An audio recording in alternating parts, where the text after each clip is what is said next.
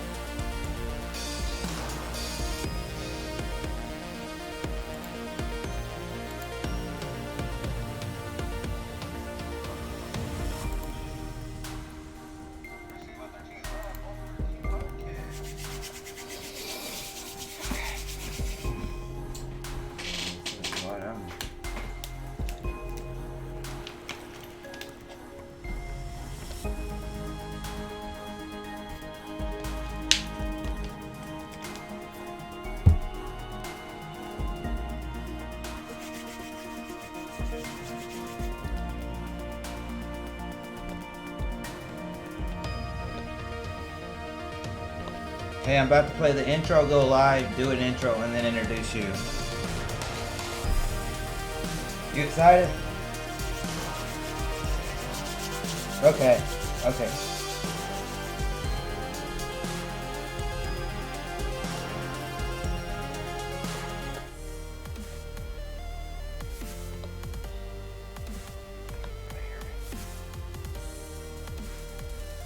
They should.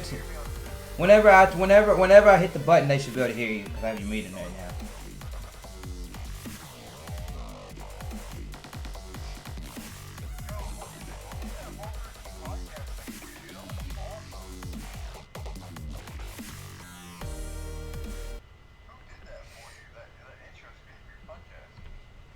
Hello, everyone. Yours truly, Chrislevi13. You will be introduced by my guest in just a moment, but I want to say thank you to another episode, another day.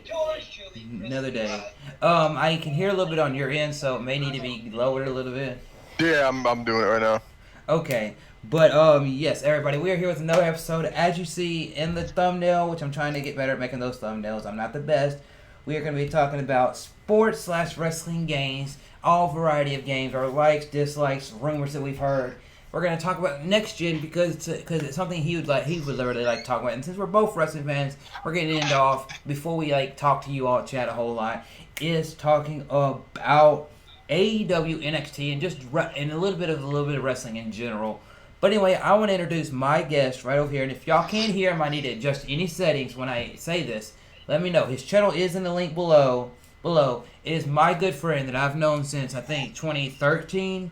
I believe, 2012, I believe. 2012, 2013, something like that, bunch of years before he even moved out to California. I'm not going to say exactly where California he lives, but he lives in California.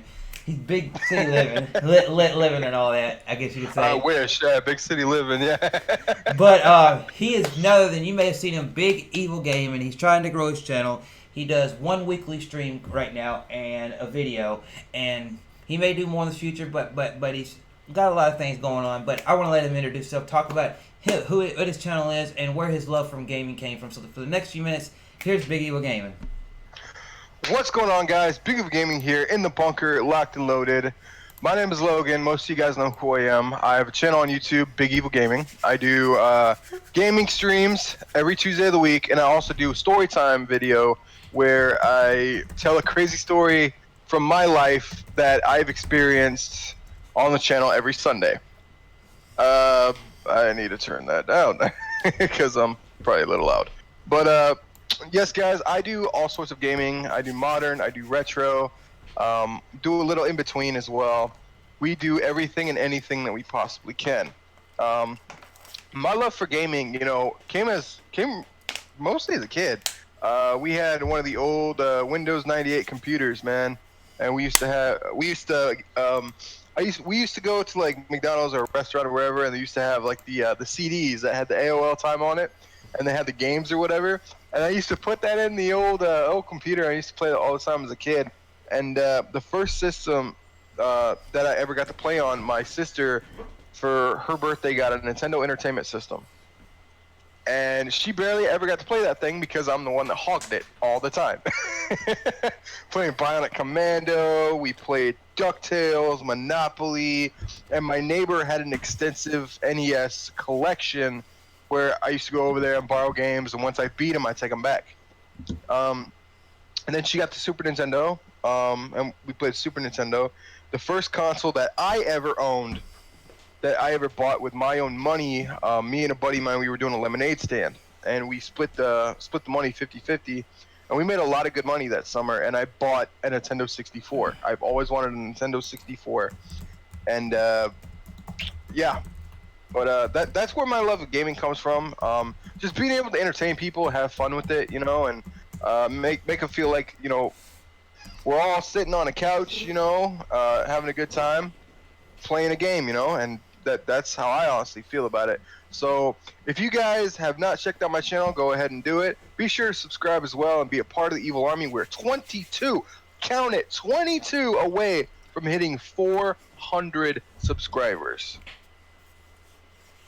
Cool. That is Big Evil. We've been friends for a long time. It's done, all this little, we love wrestling, music, gaming. Gaming. He's one of those people that when we met each other and all that, it was like, we were friends and all that, right, and everything like that, and we knew that we liked wrestling, and we didn't realize, hey, we also like some of the same music. Hey, we also like some of the same video games. Hey, we like bullshitting. We like being this way, and it was just really, really cool, and I honestly gotta say, in my entire life, that is somebody that I would go to bat for sometimes over my own family, the way this guy is. There's been times where that guy's been struggling, and I haven't had much money, but to get him Game Pass, or to get him Xbox Live so he could play a game with me, Okay. play a game with me, and or just be able to stream a game and be able to like de-stress from everything in life. I've done that for him. It's like he was going through some stuff, and I said, hey, here's this. Now go play the Outer Worlds, and he has loved that game. But anyway, we got a lot of good things to talk about today, and I want to have actually. As a matter of fact, I've been playing that nonstop. Well, today I'm not. I'm actually on the PS4 today. Yeah, I'm playing. But I just want to let y'all know we will have something special coming within the next couple of days or a week with the Outer Worlds with both us there. Oh yes. But I just want to let you all know, how's everybody doing?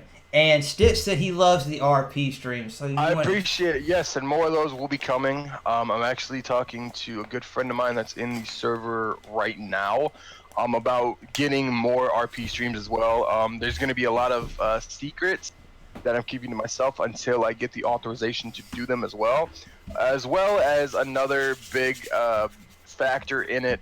Instead of just the civilian and the police RP, there's going to be a motorcycle club role play that I'm trying to get together to do in the server as well. So, no, actually, this is a coffee mug, RX prescription for coffee. So yeah, and I'm drinking coffee because it's fucking cold. And I'm over here just drinking a little old bottle of water. So, Stitch, I want to ask you, since you are the viewer in here right now, if you want to share this out, let other people know we're live. How's your night going? And to get into the first topic, I do have some things pulled up here for some of the stuff that we have going on here, like the next gen stuff and like the wrestling stuff. But I was talking to Logan and I was thinking like, what topics would you like to talk about? Anything, Yeah. And he's basically said, well, I've heard this rumor about this football game that used to be really, really big, and it was made by the same people that made Madden. So obviously, where that's coming from, And I was like, you know what? Let's make that topic bigger, so we have more groundwork to work with. And I say put sports, and then we also love wrestling because there's a new company out there I'm not gonna say confirmed, but they've rumored that they're working in that they want to do a wrestling game. And and all that jazz. So that company is AEW. EW. All Elite Wrestling. They've been rumored to do that, but at the same time, we've also heard the small rumors, but also we would love to see this game back because it was just as good as Madden to me, and that is NCAA football. AA, yes. And with that, NCAA Council has also legalized finally that a college student can be paid for their likenesses and images and stuff like that as well. So with that, the whole rumor started is NCAA football coming back. I'm a big NCAA football fan. I'm a huge Nebraska Cornhusker fan, and I know I'm going to get shit on. I'm going to get hated for that. That's where I was born and raised. That's where I grew up. So shut up. Fuck you, okay? That's my team. But like, it was always cool, being able to play those games, man. Like, I still have NCAA football, like 2009, I think. And it was just a fantastic game, and I always loved it, going through high school and then going through collegiate, which I thought was absolutely phenomenal. Yeah, man, I love the NCAA games. I hadn't played them in a long time, but I remember whenever I was younger, we had a movie gallery out here in the country. But whenever we lived in the city, we had the Blockbuster and the Hollywood Theater. Yeah, I remember that. Where we used to go rent movies. At back in the day when you rent movies. Now all you can do is have a digital service and hey, here's the games. Yeah, there you go. But with that being said, I remember I used to rent games like that every once in a while, and I remember playing them, and I was like, you know what, I want to make a team in my town because it's like it's like, oh, my town wouldn't probably be a big enough city for a NFL team. So like on any NCAA games, you can sit there and make these little small towns and have their little college team and be like, oh, we're this. And, you can make like your little logo and your little colors. And it was really cool to do that. And then I'd go play against Memphis, or I'd go play against LSU or this or that, and it was really, really fun. And I remember, you don't remember a lot of the names because it's college people, you remember most people from Madden. But what's cool about those games is that it was cool making your little things. When I was little, I even one time made a team in my town, and then I was like, you know what? I've never heard Hawaii have a good team. I want to live in Hawaii. I was a little kid, and I was like, hey, let's make a game. That would actually be cool. let's make a team for this school, And then you just play those games, and you'd go through it, And it was cool to have your Madden for the NFL and this, because I remember you had competitors to Madden, but nobody on a big scale that could really do it. But then you had somebody on a small scale say, hey, we can do it for the other thing, Because you think about this. When you had NCAA football, did you really have NCAA basketball or baseball? No, you had the big baseball, but you never had the minor leagues. You never had any of that. And this is where football took it, and it's cool. And you had your own little thing that was different. So yeah. And so if anybody comes in the chat or sees this live or after the fact, did y'all play any NCAA football or anything like that? I did, man. I loved it. I loved NCAA football. I know, a fantastic game, man. I wish they would bring it back. And I remember going into those, like you had the big arenas that you played in the football game, in the Madden games. But I remember going and seeing those little things, playing the NCAA games. Another thing that was cool about them is how because it was college. A lot of the different college campuses, like when you went to play football there, they looked different. And then also you had the little mascots that would come up in there, and you see the little commercials for it. The mascots be doing all this stuff, and it's like do, and then boom, and it's like NCAA football, and I'm like, oh yeah. Not to mention the mascot football matches where you can have all mascots and fucking go against another team of all mascots. It was hilarious. Yes, it was, It was fun. There we go. Now, Speaking of sports games, games. If you have anything, if Logan, if you have anything sports wise, wrestling games, anything like Madden, NBA, anything that you'd like to discuss, you can throw it out there. But we will answer Stitch's question. What do you think about Retromania's wrestling game? That is one of this throwback to the arcade style wrestling game that has some people from the NWA, MWA, New Japan, and other things put in there, and it's kind of like, I guess you could say, what's that one that's on the PS4 that's 2D? Fire Pro Wrestling, something like that. And I think I'm hyped for that because it's something that's going to be releasing on the Xbox One, PS4, Nintendo Switch, and all that. And I'm really hyped for it because it's got Retromania wrestling game, huh? It's got the. Oh yeah, that's the game that with House of Hardcore. I actually thought that it looked pretty cool. I thoroughly enjoyed it. It's got the Housecore guys, Will Ospreay. It's got some older old WWF wrestlers because they never were WWE. Some of them. Mm-hmm. What's their name? What's the Legion of Doom and stuff like that on there. And it's really, really cool to see that. My phone's over here going off. Let me put it on charge. But it's really cool to see that. And to see them still going out there and making retro style games is cool like that. That is, it's fantastic, and it really aspires to like a retro game community or even gamers as a whole, because we all know like some of the wrestling games. Not gonna name any names. WWE 2K20 that suck ass. WWE 2K20. Not gonna name any names. WWE 2K20. But Yeah. And with the whole thing about that is that WWE believes that they're on top, that there's no other wrestling company other than WWE, and yet you have all these other places that are doing just as well, but they're not getting like wrestling games of that caliber or getting this or getting that. And the thing with like Retromania, it ties in a lot of places, and with the AEW video game, if it does come out, and I'm really hoping it does, that Kenny Omega wants it in like a WWF No Mercy style for the N64, and if he does that, it's literally gonna blow up. That game is gonna be amazing.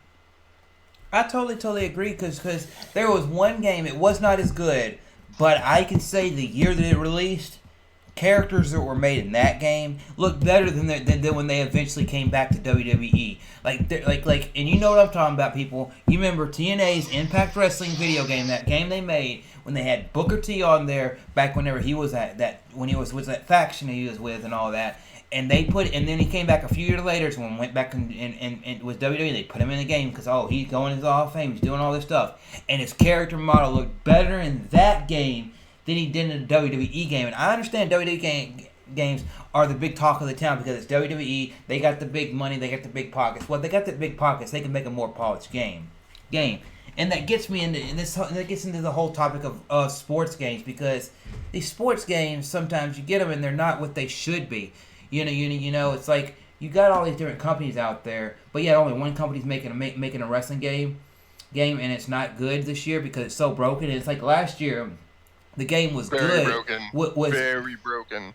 Last year the game was decent, but at the same time did it have a lot of features that made you come back to it. You had your towers and all that, which was really fun, and you had your big head mode, and big head. But did you really get the? But then there's a couple times when you had like the 2D mode. Did you get to unlock that? Not really. Nope. You only got to unlock that big head mode once you went to the towers, and it's like you're gonna let me go through this thing with Big Bang Bamalo and play 2D and like updated 2D graphics, yet not let me unlock that mode as something to play. It's like, come on. Exactly. And it comes to these wrestling games, even when you look at like the NBA games, I've enjoyed playing those. But then when you got all these not too bad. Nowadays you get ads put in there, and it's like, okay, you're trying to sell me a game, but you have so much ads and microtransactions and all this. It's like, can't you just go out there and license all the people in that sport that you're able to license and pay them their payday? Whoa, you got your net self in this, yada yada yada, and make a good version of their self, And some of these sports games, I'm sorry, but I love having sports games each year, just like everybody else. But I wouldn't mind if I had to wait every other year to have a sports game, because then you know what you could do. You know what you do if you made a sports game good enough.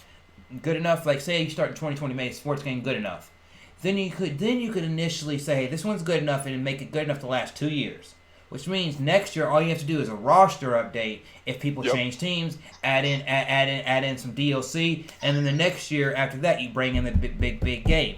And those games would be okay with it. Now I understand Call of Duty wants to change it up every year. I understand other games outside of that realm want to change it up every year. But sports games could do that because you're not really changing much. You could say, okay, exactly. Okay, we're at this in 2020. We're releasing the game with all these different modes, and then next year those modes that you had to wait for, like the 2D mode, the big head mode, they'll come up that they were in previous versions of the game. They'll come into this version as free DLC in 2021 for you all to get there, and that would make the things cool and fun, And it's what I would love to see, because sports games nowadays, you've got Madden, you've got Chopper Zoo. Hope you're having a good night, man. Because nowadays you got your Madden, you got your NBA Live and 2Ks, and they're not, and it's not like back in the 2000s or the 90s, whenever you had in NFL and you had Madden, and 2K used to make an NFL game. Midway. You had NCAA. You even had to have the offshoots. There were like NFL Street, NBA Street, NFL Blitz, all these different stuff, and it was like all these little fun arcade style ones. But they worked and it was fun. And now it's like they're thrown to the wayside because somebody doesn't want to go out there and fight for a license or fight for something. Well, exactly. Make your own roster of people, fake people, and put it in there and make a game that's called NFL Blitz or something. Just get the NFL name. Which Midway did with Blitz the League and Blitz the League 2. Yeah. 5 likes, hype. Thank y'all for the 5 likes and the viewers that are in here. Hope y'all are enjoying the conversation. We're just talking about sports games and wrestling games. Now, since we talked about all that, I want to know, not talking about WWE games, not only this, since you saw the thumbnail, for Logan, in an AEW video game, what would you like to see? For an AEW game, for me, I would like to see kind of a mixed style of what like WWE had with the old THQ, like the SmackDown versus Raw games. I would love to be able to see that come back. And I know I've been saying this for a long time. If you guys follow me on Twitter, you guys know I've been saying this for a long fucking time. A general manager mode. To be able to take control of the company and play it out however you want. I would like to see a barbed wire massacre match in a wrestling game. One that actually looks decent with like WWE 2K graphics. And have like a New Japan or what is it? New Japan Pro, what's the game I'm looking for? What are you talking about? What are you looking for? The one they just came out with. The Fire Pro Wrestling, like barbed wire matches and explosive matches and shit like that. Have it put into like a WWE 2K style game and have it actually look really good. And exactly, Stitch, like the SmackDown vs. Raw games, they were fun. They were addictive, man. And with 2K20, one of the reasons I didn't get it, other than it looking like shit and glitching all the time, is that it didn't have a GM mode. I was so hyped because I loved GM mode in the old SmackDown and versus Raw games, man. GM mode was a staple. Being able to do any storyline you wanted, any feud you wanted, bringing back old legends to do like dream matches that you could never see now. And it was a staple, and they took it out for some other bullshit, and they just never put it back. And it should have never been taken out to begin with. Amen. And I'll go on to that. When you look at this AEW, when you look at the possibility of an AEW game coming out there to the masses, because Cody Rhodes, the Young Bucks, obviously Kenny Omega's such a wrestling fan. He was the one that went to the Comic Con and stuff like that, and such a wrestling fan that him and Xavier Woods said, "The hell with WWE, we're gonna go have a Street Fighter match and play Street Fighter with each other." Yep. But when it comes to AEW and a possibility game, I'm gonna reference WWE right now, and then we're gonna kind of get into the next topic in just a minute. But you look at WWE over the last since they've had 2K games, right? When they went to 2K and they started making these games, they had a year when they had music. You could put your own custom music in there. They took that out. They had a year where you can make your own custom moves. Then took it out. They had a year where you had not just 100 different outfits, but almost 200, 300 different combinations of outfits. And then they took half of that out. They had years where you had all these hardcore matches in there, and then they took it out. And it's like, are you experimenting with the stuff? Why don't you know? It's a video game. Honestly, I know you're trying to make it real as possible and make yourself feel like you're a real championship wrestler. But if you had all that in there in one game, and you just sit there and say, okay, next year, if we want to release another version, what you could do is you could just sit there and just say, okay, we're gonna just every year we're gonna use this engine for the next 3 years, up the graphics, and we're gonna drop it into the new engine so we can stay up to par with everybody. And then what you could do is simply sit there and say, okay, let's add in some story modes. Okay, this year we're gonna do Ric Flair story. Well, next year we're gonna do the whole Undertaker story from Survivor Series all the way to WrestleMania Mania when he lost to Brock Lesnar. You get that whole story in a game. Game where you play as the Undertaker and you try to win all those matches, or you can play against the opponents that go in there and and do all that stuff. Hello, Smiley Gamer, or you can sit there and throw different. There's so many different wrestlers you can pop in there and say just to show their stories, build it. Because you do such stuff with the good WWE Network. You throw a little bit of WWE Network in there, and boom. Now, when it comes to AEW, to kind of put a bow on everything, is that I like AEW, which we're going to talk more towards the end of it with I love NXT. AEW. With NXT and all that, because we're going to talk about that stuff. But with that being said, if they do a video game, I would love to see them do something like TNA did with their video game, mash in with a little bit of the older SmackDown vs. Raw and the N64 early PS2, PS1 games, and make that, and do something like that, but also have their own thing where you're like, okay, you can wrestle, they like you're not just wrestling in all these arenas over the United States. They get arenas from around the world, and you can travel to different parts of the world that you can travel in, and it'd be like, okay, you go to New Japan and you can learn, and as you're a wrestler learning up, and you're saying, I want to be on AEW's main roster, and they give you and you go talk backstage to Kenny Omega, and Kenny Omega is like this. His character would be like, well, you've got to go learn a little Japan style. I don't know if you can handle what we do in the ring. So go learn a little bit of the new Japan style, strong style, and then you go over there and say a few people that are in AEW that have done the strong style, Or that still does it anyway. And bam, you go over there and you go into a few matches with them and building your character up, and boom, and then you go over and learn the British style, and then once you learn all that, you finally go into the thing, and Tony Khan's character could be sitting there and saying, well, you've accomplished all this. I think we should offer you a contract, and then basically your character gets a contract. You pick your theme out of these music that they have for the game, and boom, you could sell it just like that. One thing with if AEW does come out with a game, hopefully they come out with something that can utilize like Spotify or Pandora or something like that, or even like music that you put in with like a USB into your console, and be able to use your own custom music in the game. That would be amazing if you were able to do that. Yes, it would. But how's everybody in the chat doing? Everybody in the chat, if everything sounds good, looks good, and all that, give me a hell yeah! Hell yeah!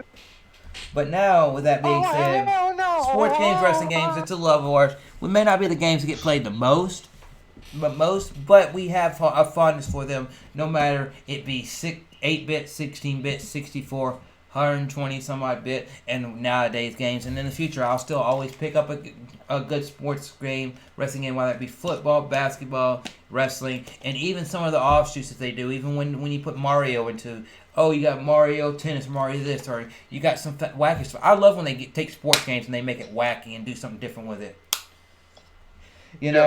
Like now, Super Mario Sluggers, man. I thought that was a great game. Like the baseball Mario game. Yeah. I thought it was cool. I thought it was a pretty cool game. Yeah, it was. Yeah, it was, man. Those old Mario games, like I think the baseball ones, the old tennis ones from like the Yep. Wii GameCube era. That was fun stuff. Hello, Chips and Sticks. How you doing? What's going on, Chips? Now, with that being said, Big Evil Gaming wanted to talk about next gen console. I don't know if Mario has a football game. I've never seen that. Not that I know. I don't think they have. That would be Which fun. would be cool to see. That would be cool to see. Also, another I mean, fun we're one was talking about soccer. So they do As have, football. Yes, they have done soccer. yeah, they haven't had soccer. That was a fun game. Now, talking about the next topic, which as you can see right there after wrestling games likes, dislikes, rumors, we got next gen. And I pulled up a few things because Logan wanted to talk about next gen. Because he wanted to talk about some of his stuff. So I pulled up some stuff for the PS5 and the Xbox Scarlet, as they're called right now, which obviously PS5 is going to be the name PlayStation 5 now. Scarlet is going to be called Scarlet when it releases. We don't know yet. That could just be a code name, But when it comes to this, I mean, it could be anything. yeah, when it comes to the specs, these are what these websites are saying. Most of them, because I went through search for about an hour or two, and most of these websites were saying the same thing. So for the PS5, we're gonna do the PS5, the Xbox, and then we're gonna get our thoughts out there. So the PS5 says release date is holiday 2020. Price to be announced. Games to be announced. Full back PS4 backwards compatibility with. We don't know about the other consoles, but maybe the other PS consoles. Specs are an 8-core AMD Zen CPU, a AMD NAVDA GPU, custom SSD, 4K Blu-ray player, features using ultra fast loading times, ray tracing, 4K videos at 124 Hz, haptic controller, which is really cool. And then when you get down here even farther into the PS4 specs, man, they got so much stuff that they're talking about. You mean PS5? PS5. Sorry about that. You know that it's like they want to have full 3D audio. They want to cut down the load times with the PS5 and all that. And it's like, they want to try to work stuff off solid state drives and all that. And it's really cool. The only reason they're doing backwards compatibility is because Xbox is killing them when it comes to that. Yeah. Then you look at as you said, Xbox. You look on the flip side of that. Because obviously, I'll mention Nintendo in my part whenever I have my little rant in a minute. But you have the price to be announced. Obviously, they said holiday. Games announced. They don't really have any games announced except for one. And that is the only game that is announced for next-gen consoles that I know of. And that is Halo Infinite. They're not calling it Halo 6, but it technically is Halo 6. Halo Infinite. And their processor is a custom AMD Zen 2, RAM, a GDDR6 storage, custom SSD capacity to be announced, ray tracing. They want not just go 4K, they want to try to go to 8K, which not a lot of us even have a 4K TV, so they're trying to go even farther, and then they want to go 120 frames per second, and all this good stuff, which I'm excited for next gen, Next gen. Oh, I am too, dude. I cannot wait. Next gen's gonna be a really cool thing to be there for us, and hopefully are enjoying the conversation, and the way that the podcast from episode 1, 2, and 3 is progressing. It's been a work in progress, But when it comes to next gen, I want to ask Logan before we get into because I want to ask Logan first before we get into games. Let's talk about hardware, because I know you have a lot of consoles.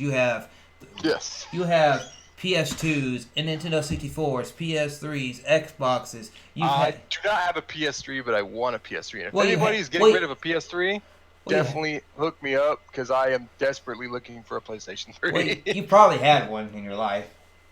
I've had one in my life, yes. Yeah. And you also unfortunately, I sold it to get the PS4. But I actually am kicking myself in the ass because I want to get it back, because there was a hell of a lot of good games on PS3. And if anybody's got one that they're willing to part with, hook a brother up, because I want one. Yeah. You also have, what do you call it? You have even the classic consoles. But when it comes to hardware, I'm going to say in the Xbox One, PS4, what are you looking for hardware level to do it impress you? If you didn't know games and they said, we're going to have the same games on both consoles, well, what would hardware make you go hey, this is making me go here or there? Oh, it's a tough question. Like what kind of, you mean like what kind of games would be on either or, like exclusives or? We're gonna talk about games in just a moment, but what are you looking for in hardware? Do you like, because like you see like certain games the way they play on a Switch or an Xbox or this, or they Yeah. say oh, this game is good on your PlayStation, but it's better on a Pro because it's Yeah. optimized for the Pro, and it's like, you know, For me personally, I would love to be able to see for hardware, because knowing me, like I heard a rumor that the PS5 was coming out at $999.99. That was gonna be $1,000 when it first came out. yeah. And if it's gonna be that much, I mean, for what, if it's gonna be that much starting out, coming right out of the gate, then the hardware that I would want slower load times. So something to get the load times like really really fast during games. I would want clarity, like perfect 60 frames per second, 1080p, clarity on games, similar to what the PS Pro has now, but with a little bit more added, kind of like Xbox graphics. I would definitely want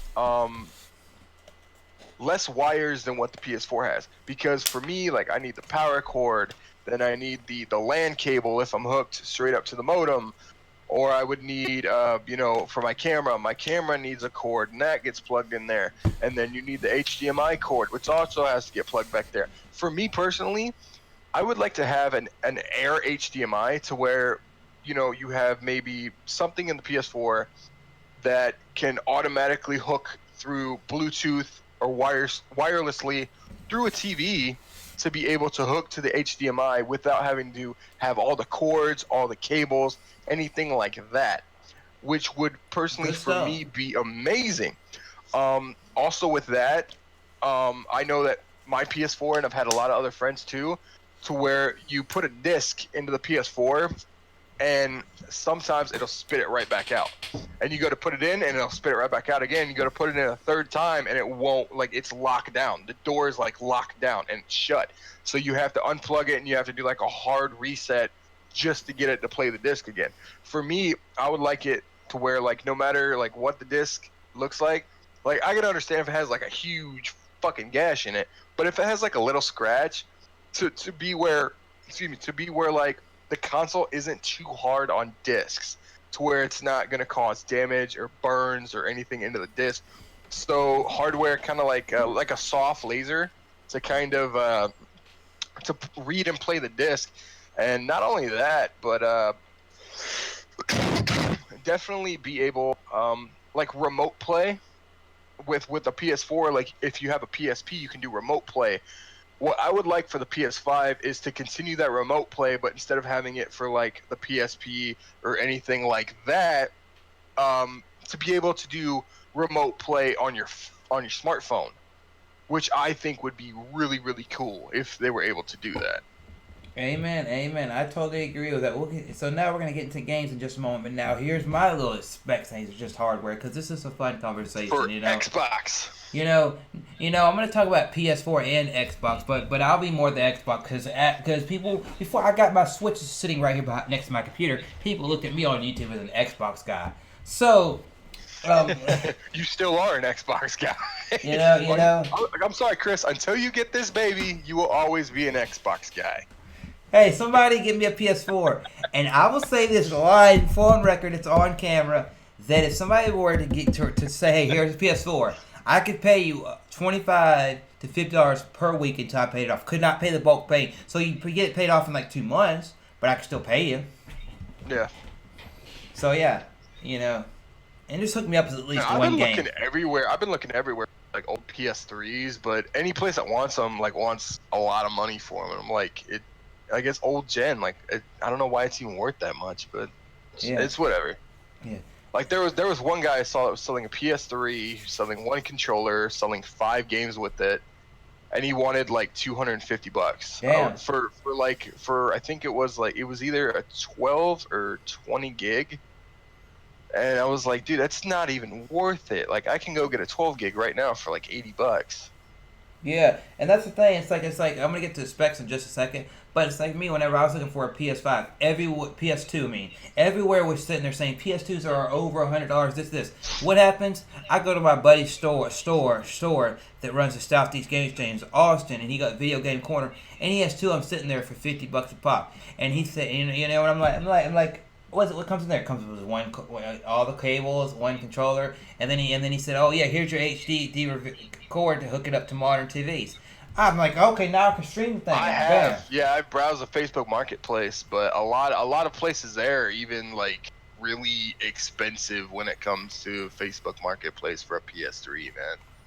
But now with that being said, when it comes to specs for next gen consoles, whether it be the PS4 or the Xbox One, obviously we need to cut down on load times, because if you're going to go to SSD, you need to cut down on load times, make that better for anybody, for the consumer, for you developing the games and all of that. So you got to have those load times cut down, because if you still have those long load times, it's going to take the thing out of it, because you want to have these big, massive open world games, these multiplayer games. You've got to sit there and cut the time down, bam, bam, bam. I know you can't do it for every game, but if you can do it for more, then it's good. So gaming ain't easy, you know, and all that jazz. What's up, gaming ain't easy? How you doing? Hopefully everything's going good. Easy, gaming ain't easy, gaming ain't easy, baby, gaming ain't easy, baby, gaming ain't. Where it is. Okay, but yeah, getting back to specs. That's the thing about it is, you know, when it comes to next gen, you got to look at it. But I'm cool with ray tracing and this and stuff and SSD and all this cool stuff. I'll read that comment in just a minute. And all the specs, you know, it's cool, you know, but I want to make sure that if we're trying to get, if games are, if a lot of games are 60 frames and they're valid between 30 and 60, well, on this gen, can the next gen every game at least be 60 frames per second and made at 60 frames per second and at least 1080, 60 frames, 1080? That's all it asks, baseline. Every game that really 60 frames, bam. You know, what they need. Because if you're trying to go to 4K, but yet you on the Xbox One X and the PS4 Pro, but yet you're not getting there. You're kind of getting there through illusion techniques by it looks this, we got HDR added in here and all this, you know, which makes it look a lot prettier. You can see a lot more pixels, but if you could sit there and say, hey, we got something that's 1080 60 frames per second, and all that, then you know what? I will sit there and be like, okay, if you can give me that, then cool. Then I will let you go and try to get to 4K, try to get to 8K. But if you can give me at least that baseline to know that even a sorry game is at that, I would be happy. You know, because if you have fast load times, plus the thing about it is they're selling these consoles, right, with 1 terabyte right, but then for $100, right? And for $100, you can go out there and buy 2, almost 3, sometimes almost, if it's on sale, maybe 120, a 4 terabyte, right? I got the 4. Yep, I got the 4 terabyte card. So that thing with that means I think every console, if you're a console like that, should be able to go, hey, we're gonna sell you consoles not with 1 terabyte, but 2. We're gonna have 2 terabyte models and 4 terabyte models going, and the only difference in the price should be $50. I think $50. I agree 100%. This is just my thoughts, so hopefully people aren't hating me for this and all that. This is the only thing that I would wish Nintendo did. Is Nintendo, you have to have the SD card on there. I understand it's on the go. Yeah.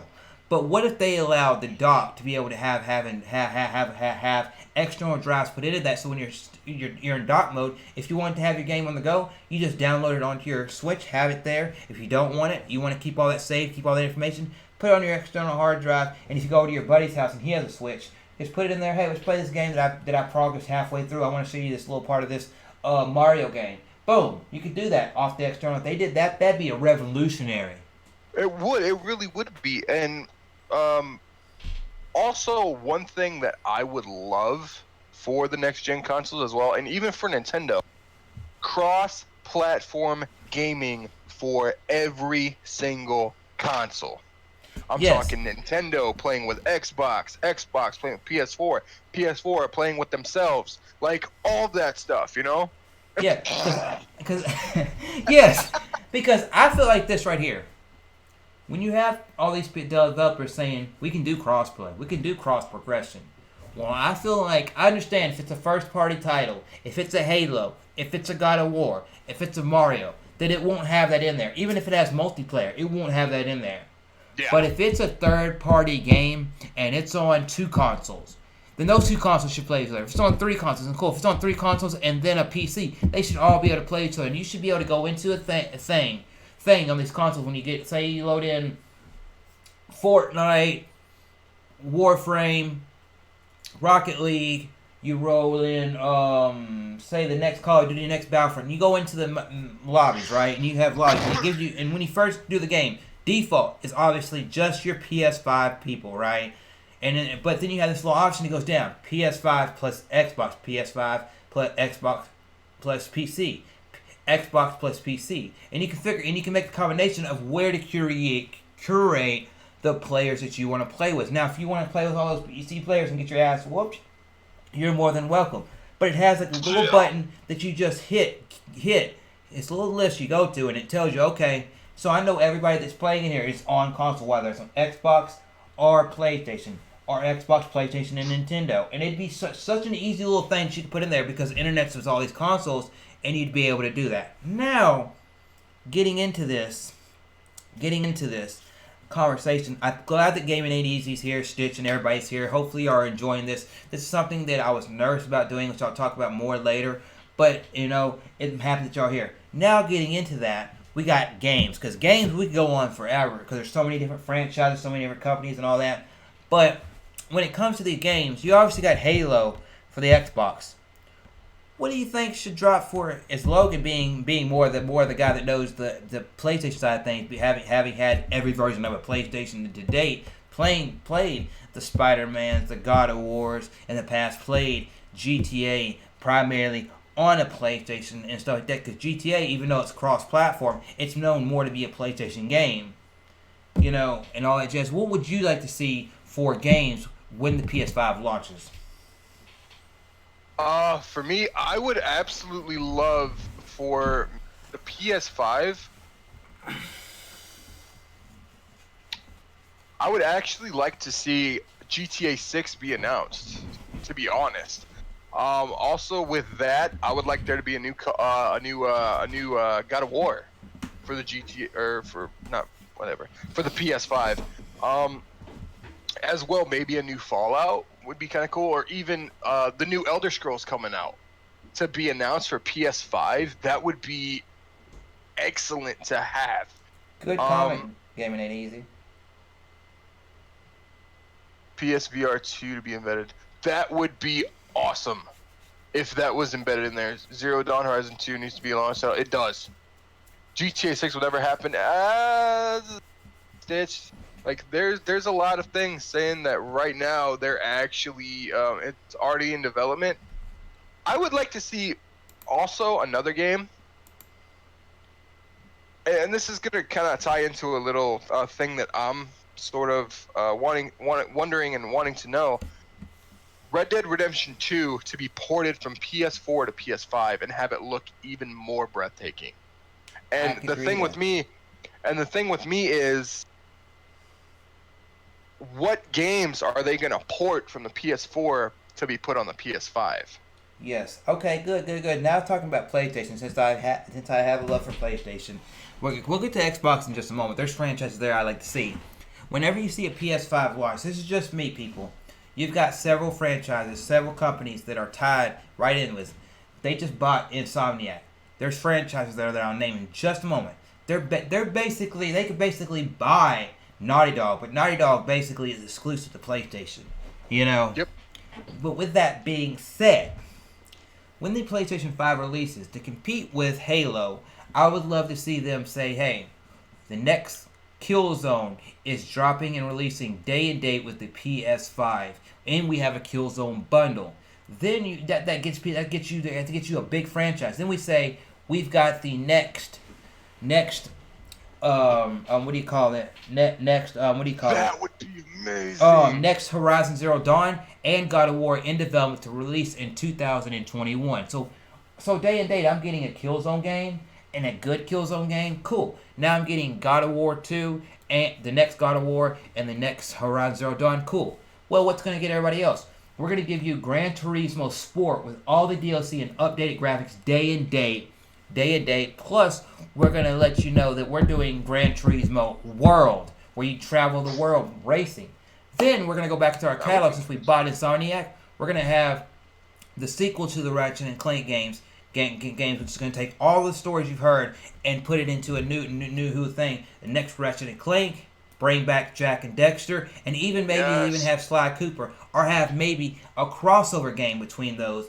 You know, because you remember in Jack and Dexter, they had that little portal that they went into one time where they had to go to another world. What if they went in there was one of those portals in an accident, and it took them to like one of the other worlds with one of those other games, and they had to figure a way to figure it out.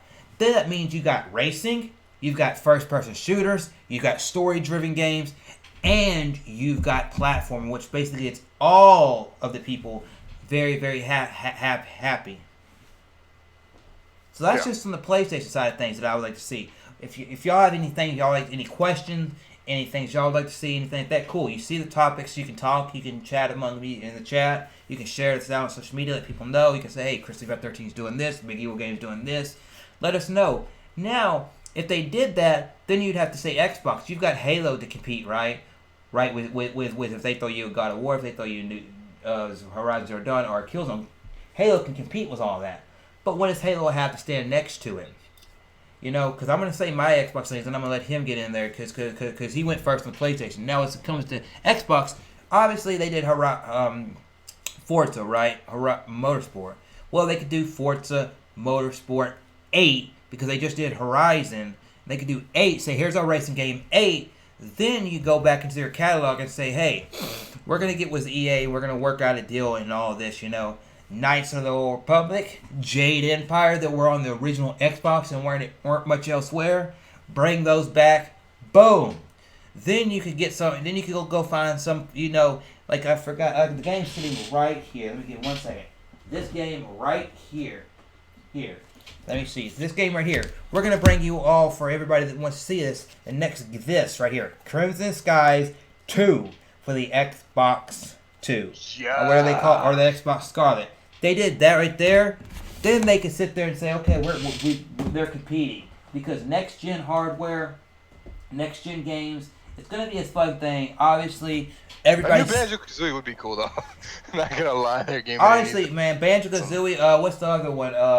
Conquer, you can see that, you know? Stuff like that. Because, like, hell, if PlayStation is giving you Jack and Dexter, Ratchet and Clank, and they say, okay, when the Xbox says, well, we got to have to compete with them. Pull out your Banjo-Kazooie and your Conker's Bad Fur Day, stuff like that, and make them make a franchise, newer franchises, and then it'd be like, boom, boom, boom. And it'd be like, okay, you got your platformers, you got your racing games, you got Halo versus Killzone, you got Gran Turismo versus Forza. Rare is back anyway, so they would be able to make a new Conker's Fur Day. It's been long enough, Rare. Please, I'm begging you. I will get on my knees and beg. Please bring out a new... Shut the fuck up. Please bring out a new Conker's Fur Day. Please. And also, everybody, give a big shout out to Stitched for always jumping in the streams. And also for Gaming Ain't Easy for hooking me up with a PlayStation 2. Being able to play PlayStation 2 games and getting a little love for that system back in my system is really, really good. And talking about this is something that Gaming is much Ain't needed. Easy should hook me up with a PS3, my friend. And all that jazz. Because I know that people always, you have all these podcasts, all these videos. If you go YouTube, you're so influxed with, you need to do this spec, that spec. Well, I just wanted to get out there a general look at everything, and have a fun conversation. Because me and Big Evil, we'll play Sea of Thieves, we'll play games, we won't even be playing the same game, and we'll just be chatting about different things. Hell, we even got a Vox group with us and several other YouTubers, where sometimes we're not even talking about YouTube, we're talking about what we would like to see next gen. And it's really cool to see that not only that we're looking at hardware, we're looking at the games, because there's so many franchises to pick from. Yeah, you obviously want to see new IPs. You obviously want to see something new, groundbreaking that you've never seen before. But there's also so much IPs that have so much story to them that yeah, you wrapped up the story you had for 3 games. But then, well, what about the rest of the world? You could find another part of that world that brings something up.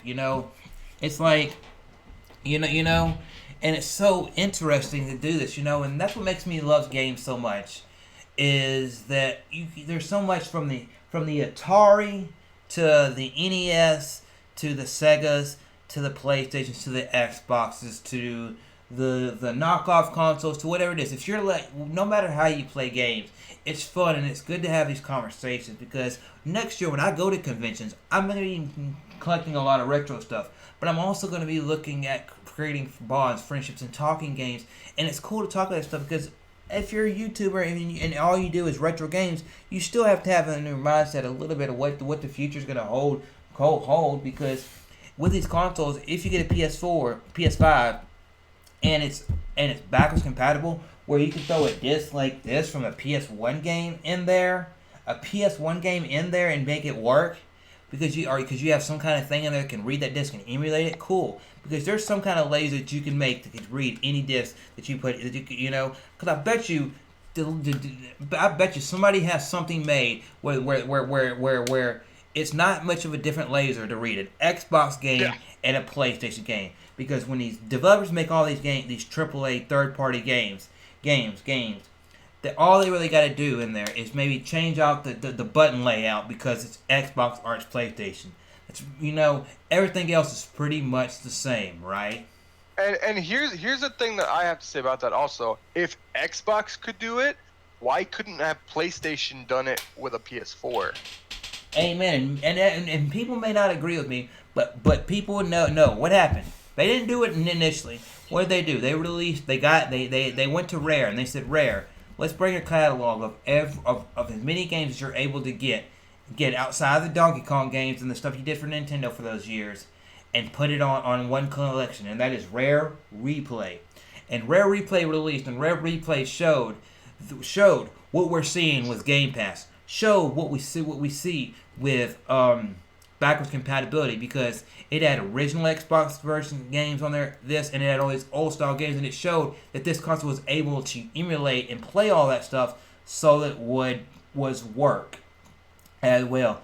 And Perfect Dark would be cool to see come back, But that's cool to see that thing, because what happened after they did that? What happened that Christmas? What they say? Oh, backwards compatibility to their OG Xbox and Xbox 360 is in here. You can put, for some of your games, you're going to be able to put the disc in. And if we have the game, we'll have it downloadable in the marketplace for you all to play. Yep. And not only that, they also put old old Xbox and Xbox One games on Game Pass as well. Yes.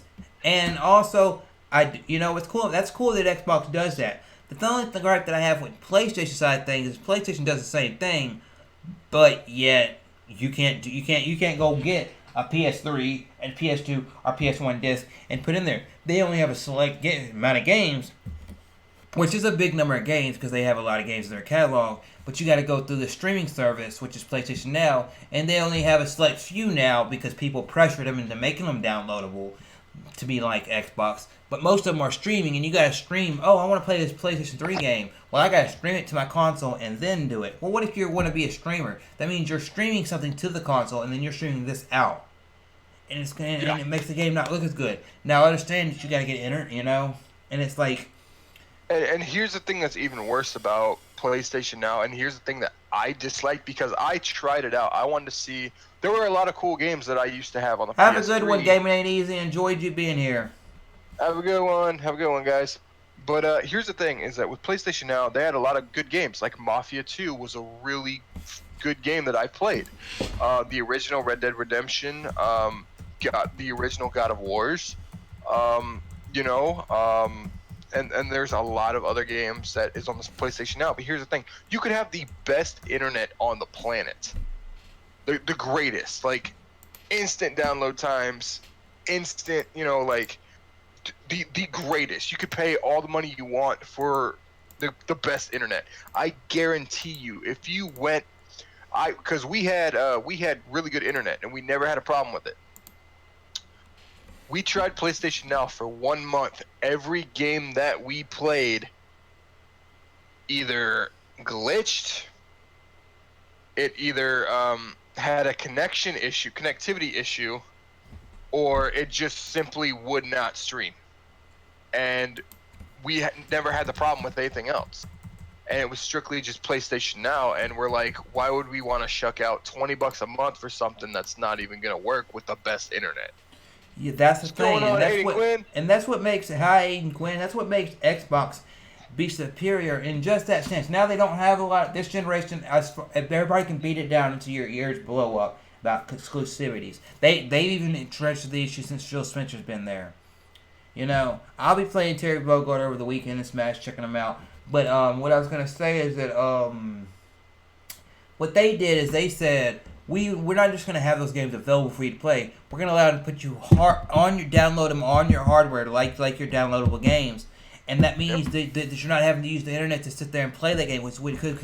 Because I understand streaming music, I understand streaming video, meaning video you can see that right, video cool. Right, Yeah. a music is cool. Those files aren't big, but when you have a big open 3D world and you're trying to do this and you're having to render all this, means that you're gonna have to download this. You're gonna have this streaming again, render this, right? And okay, it's cool. You're seeing one spot if you're looking at it long enough, right? This looks really beautiful. But then you do this, you're gonna start seeing pixelation and all this stuff as stuff moves fast and does all this stuff, and that's what makes it not as good. And obviously, they started making some stuff downloadable, and obviously on PS5, they're probably just going to be like, they're probably just going to slide in there. Oh, now we're like Xbox. We got all the titles downloadable. But you should have done that since day one, A1. And I don't want to harp on, too much, but next gen is going to be really, really fun. We only know one game, and that is Halo 5 for the Xbox, Halo 6 for the Xbox, Halo Infinite, which looks to be arcing back to the original, because the way the trailer looked, it looked like there may have been another Halo, one that big thing that was basically made to where it connected with others to destroy the universe out there. And will we see the Covenant? Will we see the Flood? Will we see the different robotic aliens that we've seen in the past ones in there? Will we still see, will the game truly be focused around Master Chief? Will we ever have any revenants of Cortana in that game? We don't know. But we do know Master Chief is there. We do know we have another guy that's there, and we'll see where it goes. But next gen is going to be really, really fun. And I just got to say, obviously, I'm going for Xbox. PlayStation, I may get if I have the money, but obviously, I bought a whole console for Halo. But I just want to know if there was one game title that could sell you on an Xbox or PlayStation next gen. This is just a random question for Logan. And you saw this game, whether it hadn't had a franchise in a while or something like that. You saw one game and you said, this one game can come to PlayStation. This one game can come to Xbox. What would make you buy a next gen console? Could there be a game that could sell you?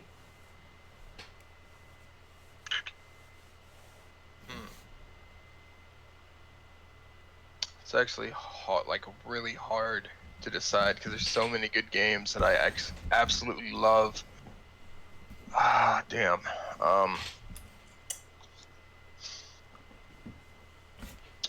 For me, it would have to be another South Park game. Okay. I can see the third one in the series coming out. And that for me would, because I love South Park games, man. They're absolutely fun. Stick of Truth was hilarious. Fractured But Whole is absolutely hysterical. I love that game. Other than that, it would have to be the next Elder Scrolls game. And not Elder Scrolls Online. That game is trash. I don't like it, and I know there's a lot of other people that do like it. For me personally, I wasn't a big fan of it. I still play it from time to time, just whenever I'm bored. But for me, it wasn't a definitive mark. Yes, with Integrity Farms in South Park as well. That would be hysterical. But for me, it would be a new South Park game. It would have to be the next Elder Scrolls game. When they announced it at E3 last year. It's gonna have to be another State of Decay for Xbox, State of Decay 3. It would have to be another Metro because I played Metro Exodus and now I want to play all of them. Absolutely beautiful. It reminds me of Fallout a lot.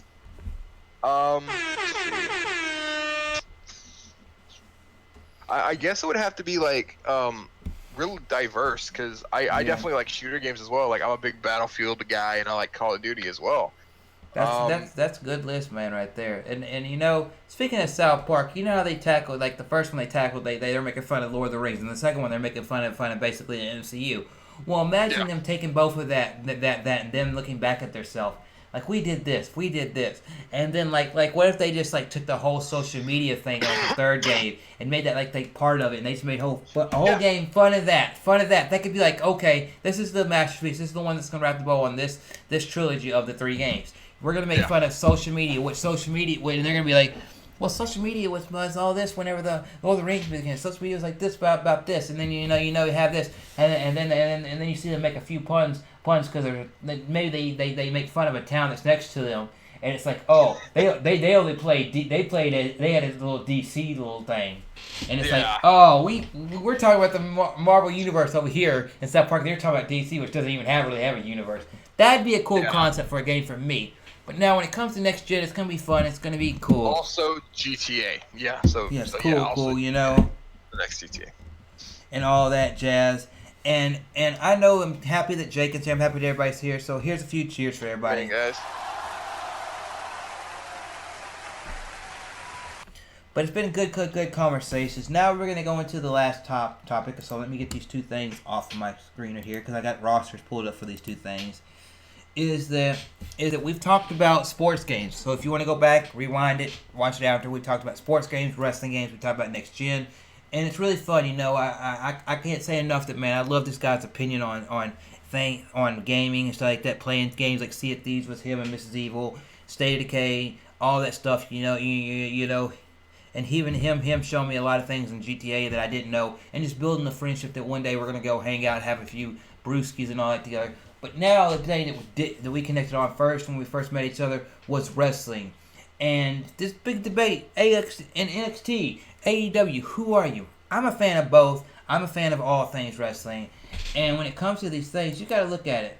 I'm gonna let we know AEW and NXT. It's the night that they have their shows. They're 2-hour-long shows going head to head every week.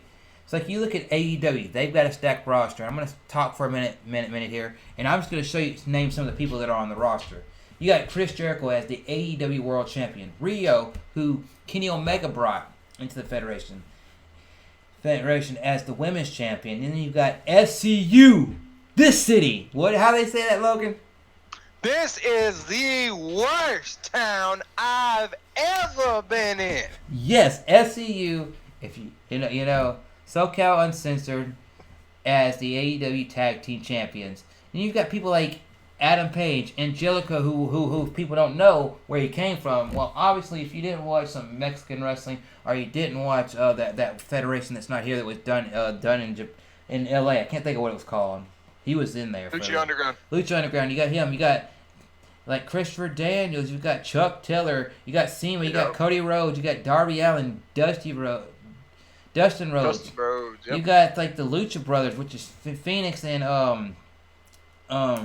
Pentagon Jr. You know, you got Jack Evans. You got all these killer names. Jimmy Havoc. You got Jake Hager, the former Jimmy Havoc. You got Darby Allin. You got Joey. You got Ace Romero. Chris Jericho. You got Jake Hager, who's an MMA star. You got Sammy Guevara. You got Santana and Ortiz of LAX from Impact Wrestling. There's a rumor that Sami Callihan's going to be joining, as well as Brian Cage is going to be there. Yeah. Like, you have so many of these names that are like, you know, and even guys that used to work for Vince and his band of fucking mindless zombies, you know, and you have this band of people that have started up this revolution, started up this company. And they're like, you know what? We don't need you to be successful. We're fine just where we are. Yeah. You know, and look at what we are doing, and we don't need all that corporate bullshit that you guys have. You know, we have the freedom to let wrestlers do whatever the fuck they want, whenever they want, however they want, be whoever they want to be, and not have to read off script, not have to read what you're doing, not have to follow your rules and regulations. And we got this company here that lets guys, express how they feel, say what they want to say, react to however they want you to the crowd. Like with Jon Moxley, Dean Ambrose went on record saying that his time in WWE was the worst possible time of his career. He made a lot of money, yeah, and he did a lot in acclamations and like what's the word? What are you trying to acclamations and acknowledgments in WWE, with all of his accolades. Accolades, that's the word I was looking for. But, with that, having to, be set to their standard of what they want, and now being over to AEW where he can be Jon Moxley, he can be himself, he can be that hardcore badass that came from CZW. Represent CZW, by the way. Fucking love that company. CZW, TOD. Tournament of Death, but and you have all these people, and with AEW, in my opinion, AEW reminds me a hell of a lot of ECW, but modernized.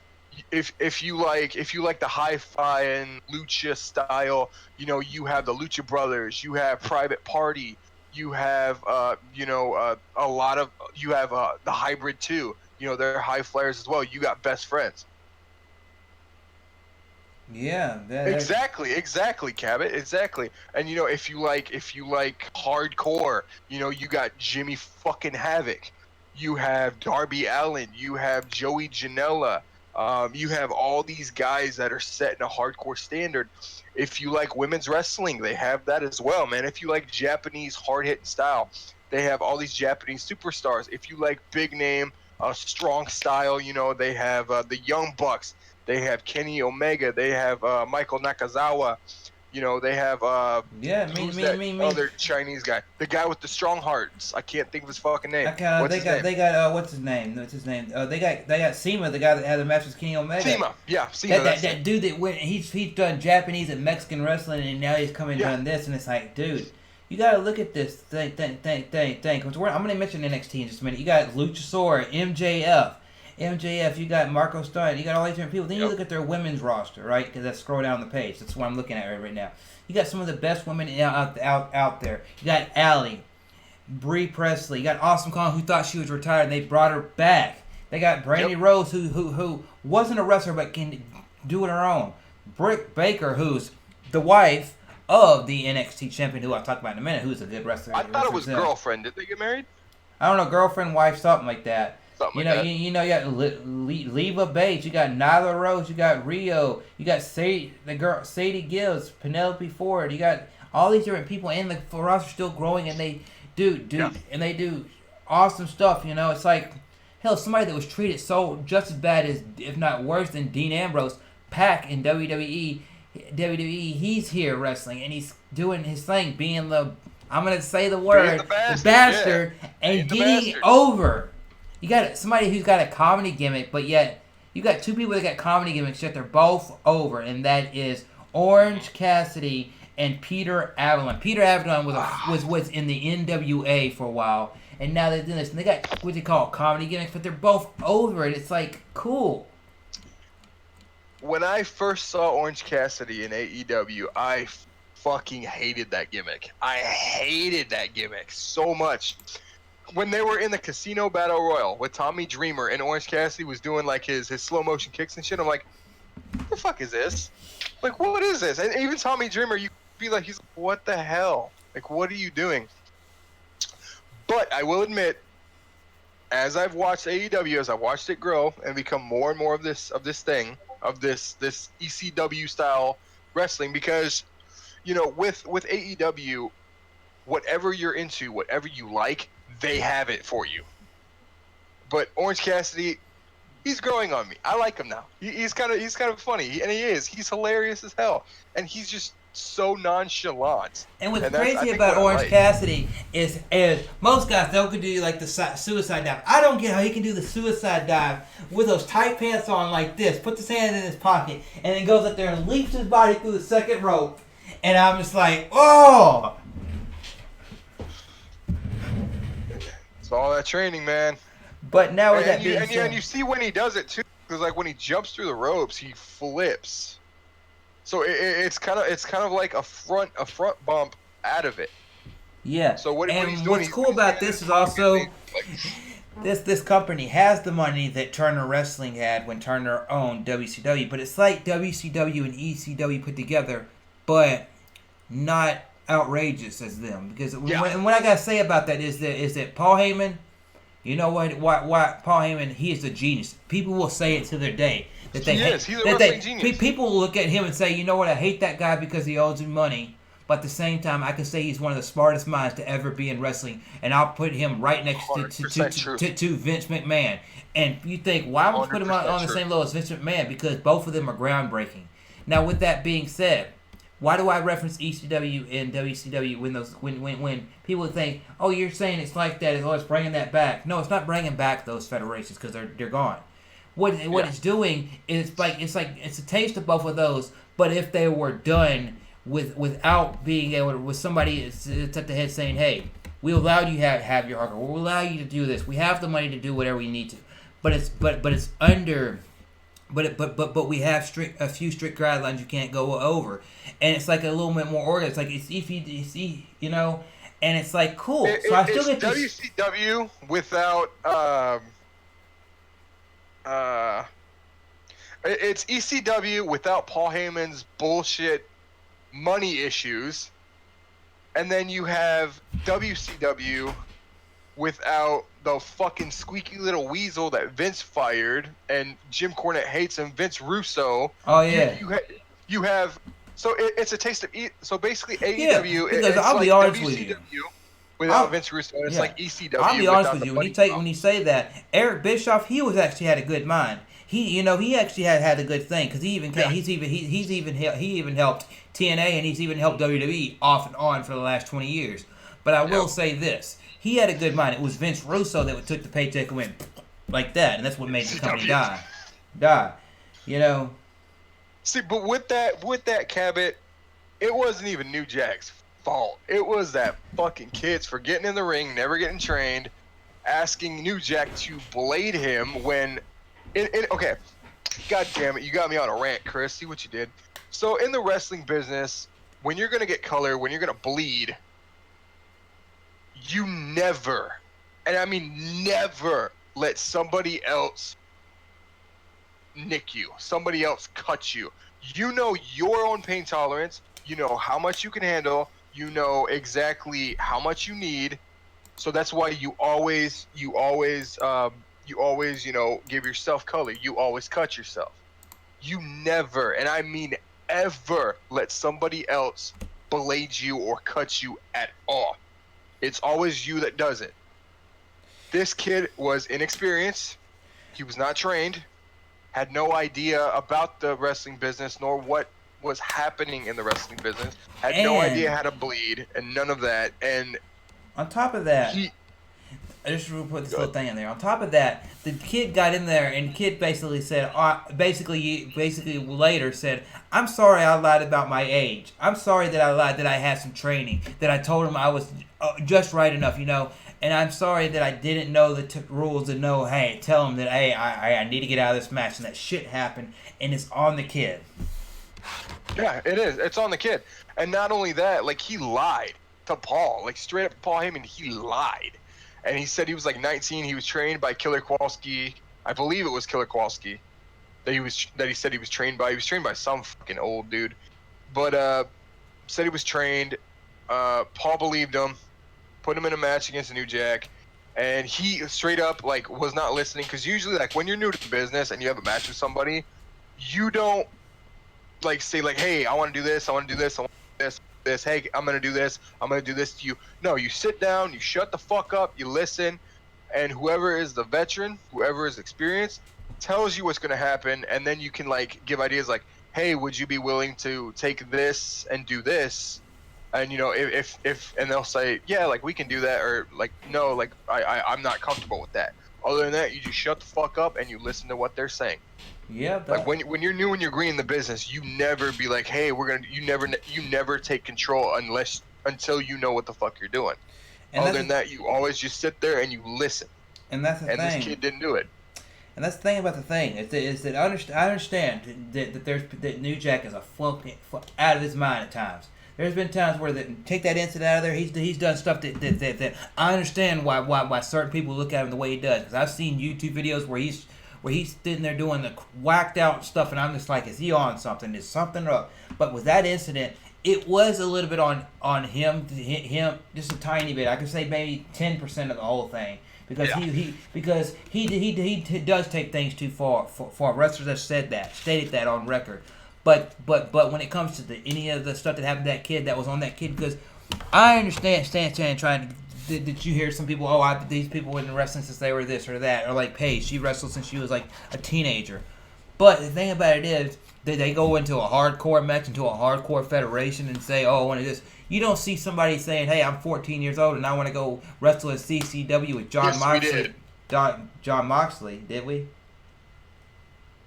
What's up? You didn't see somebody going in. You didn't see somebody 14-year-old saying, "Hey, I see CCW. I want to go in there and have that match with John Moxley." The match that John Moxley had where they used tools from their plant store, and they had that one that they had the one with. I seen this happen. The weed whacker. It was the weed whacker, and then they also had the hacksaw. Yeah, the hacksaw. Yeah, the hacksaw. The one they went where the dude cut his hair with it and went home, and it was like that little thing, the little blade was going literally across his head. Yeah.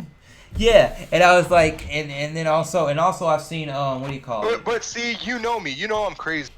Do that shit though. So, I mean, yeah, but you don't see a 14-year-old, a bigger 14-year-old saying, "Hey, I'm going to do that nowadays," because no, they would stop that. See, so when that comes to said, now moving over to the other side of the table, since we did have a little rant there, we're going to talk about NXT. So we're going to go through a little bit of the roster of NXT, and then we're going to say, obviously when you talk about NXT, you can talk about anybody in WWE.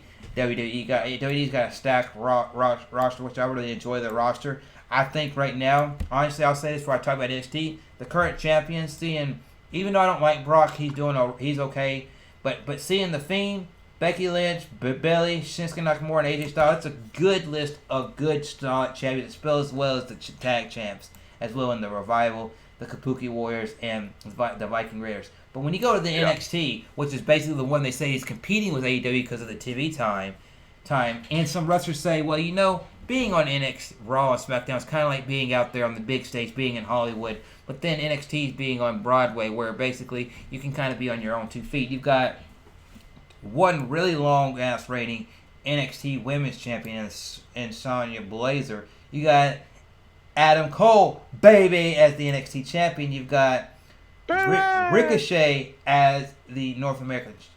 Riddick Strong as the... NXT North American Champion. You got Lilo Rush as the newly crowned, not Cruiserweight Champion anymore. Right now it's the NXT Cruiserweight Champion, since Cruiserweights are on all brands now. And then you've got the Undisputed Era, which basically has the other two other champions in it, but as the tag team champions was Bobby Fish and Kyle O'Reilly, who in ROH and New Japan were known as the Red Dragon. And also in their roster, and also you could say NXT UK with Walter, Kaylee Ray, and Golos, which has I can't think his name's Wolfie or something like that. One of the dudes. Alexander Wolf. Not Alexander Wolf. It's what's his name? I can't think of the dude. Let me see what their name. I just clicked on their thing. It's Mark Coffey, and the other dude is let me see. It's Mark Coffey. What's the other dude? His tag team partner. It only shows one of them. Fuck, that's only one of them. Can't think of the dude's name. It's let me see where his name is.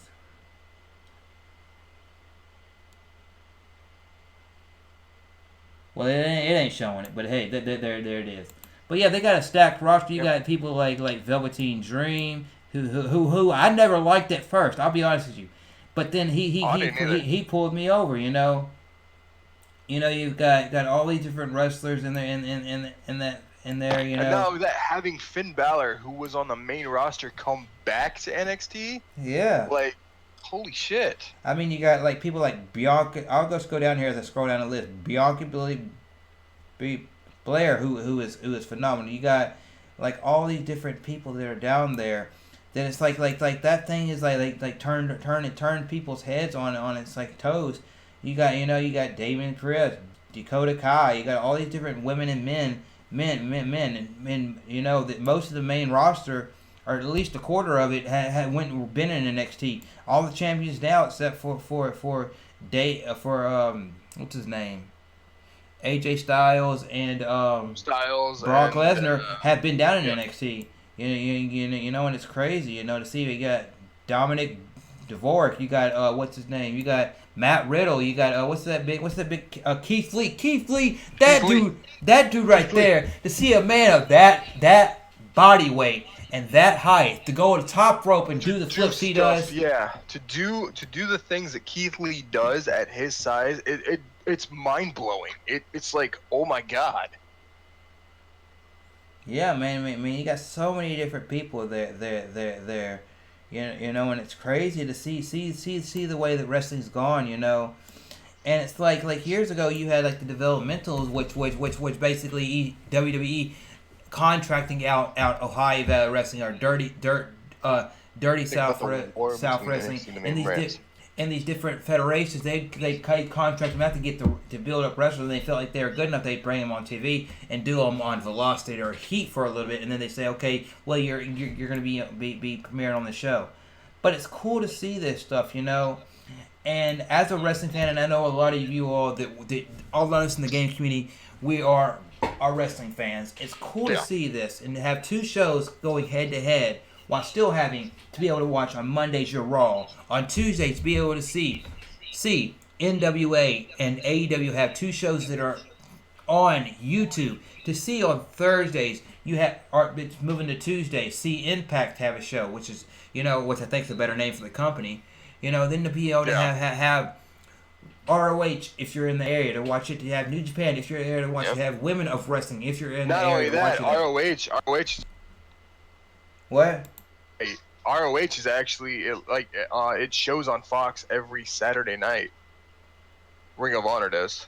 From what I know it did, but I don't know if it does anymore. But to have all this stuff is so amazing, and I know this may have diverted from what the big topics were, the NXT, AEW, but it's so. But I'm just gotta say, in the day and age, if you have a gripe about a game or a wrestling federation or something, there's so many avenues to where you can go.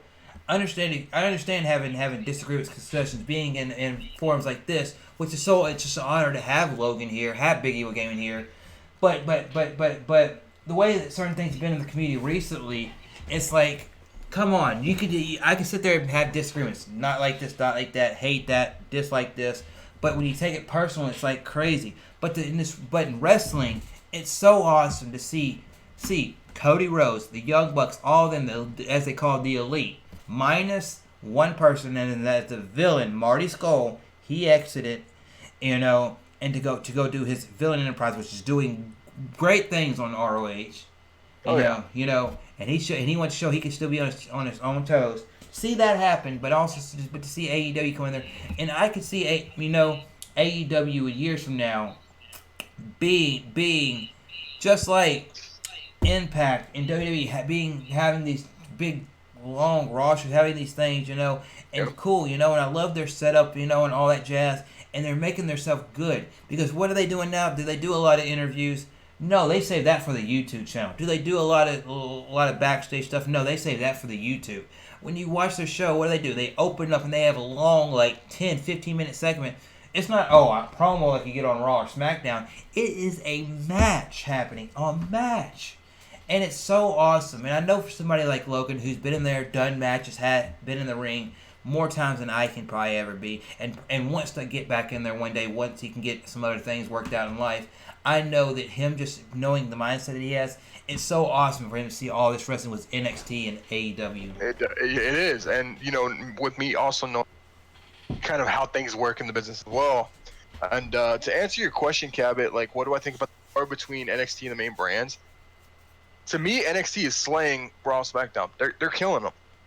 Because the reason is that Paul Levesque, Triple H, however you want to say who he is, NXT, he knows what it takes to be one. He knows what it takes to be one of the guys.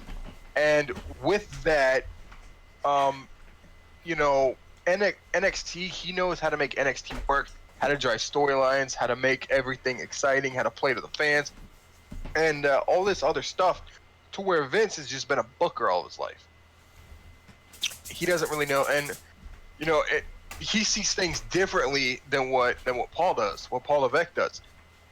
And so that's why I believe that NXT is crushing this quote unquote war in WWE, and I mean even the ratings are showing, with Raw and SmackDown, like they suck, and fans are just sick and tired of seeing rehashed shit, like with this whole Lana, Rusev, and Bobby Lashley. Everybody knows that Lana and Rusev are married in real life, and yet they're doing this bullshit with Bobby Lashley. It's like, what the fuck, like, why are you doing this when we all know the truth?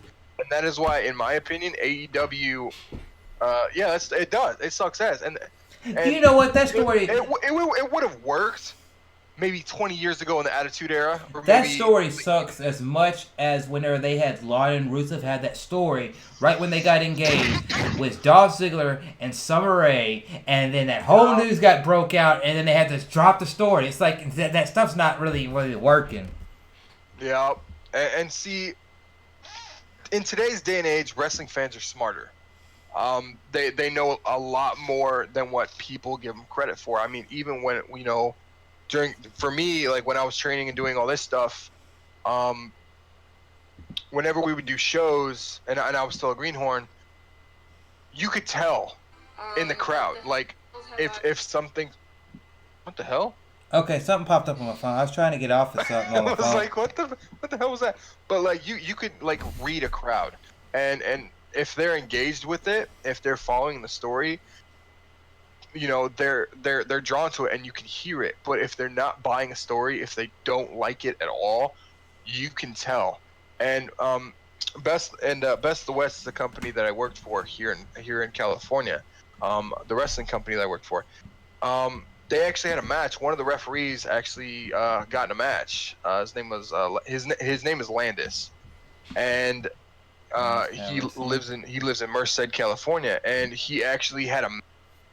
And he came out, and just the whole place blew. Like they were just following the story of him getting pushed around, and him like fighting for this chance and opportunity, like to actually like whoop this guy's ass. And the fans were so invested in that match.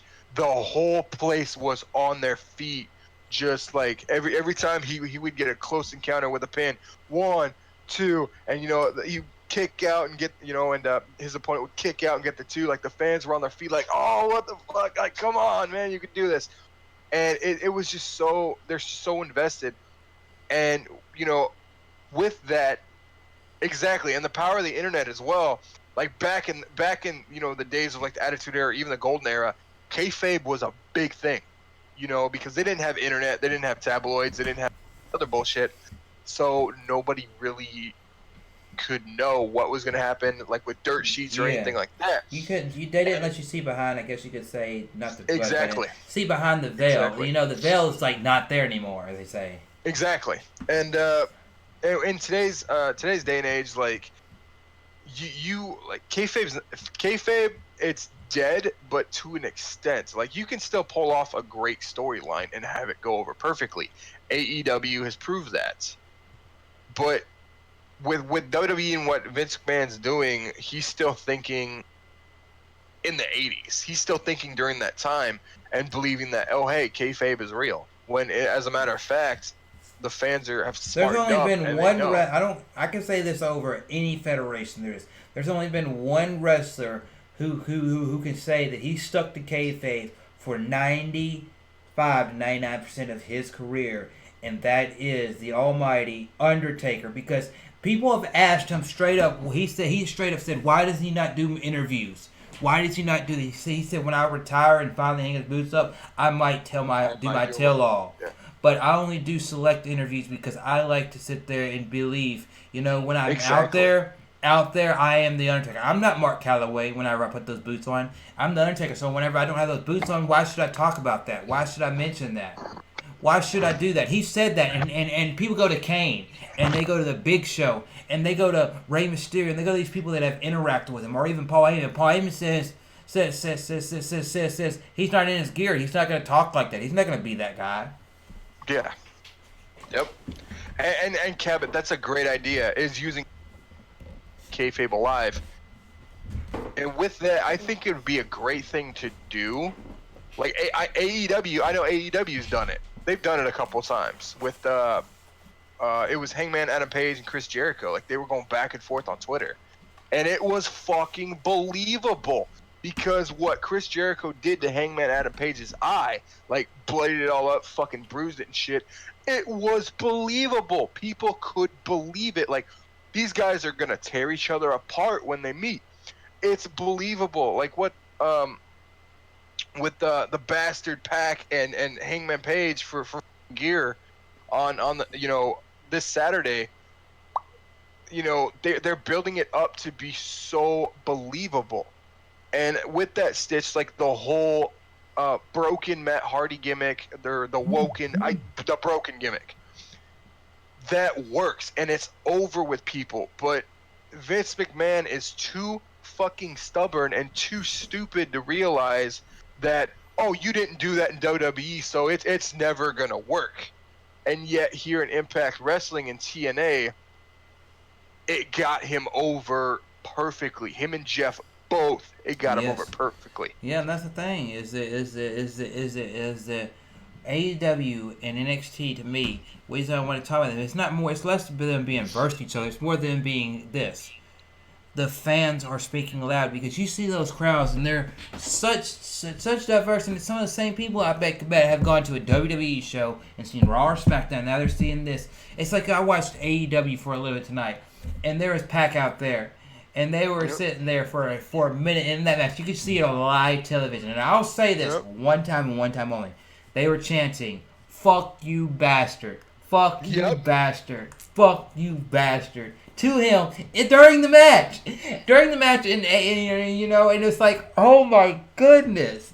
And then you see how a lot of those fans are in there whenever they do the moves, even when they get there to do the technical wrestling on AEW or NXT. The fans are so much into it, and that's what makes things so good about this. Is that I want to talk about it because I want to show you all. It is. I want to share with you all that when you take the veil off of Chrislevi13, you take the veil kind of off of BigEvilGaming. Yeah, we're gamers at heart. And yes, we love our retro, our modern. He loves his PS4 stuff. I love my Xbox and all this stuff that we play together, our solo.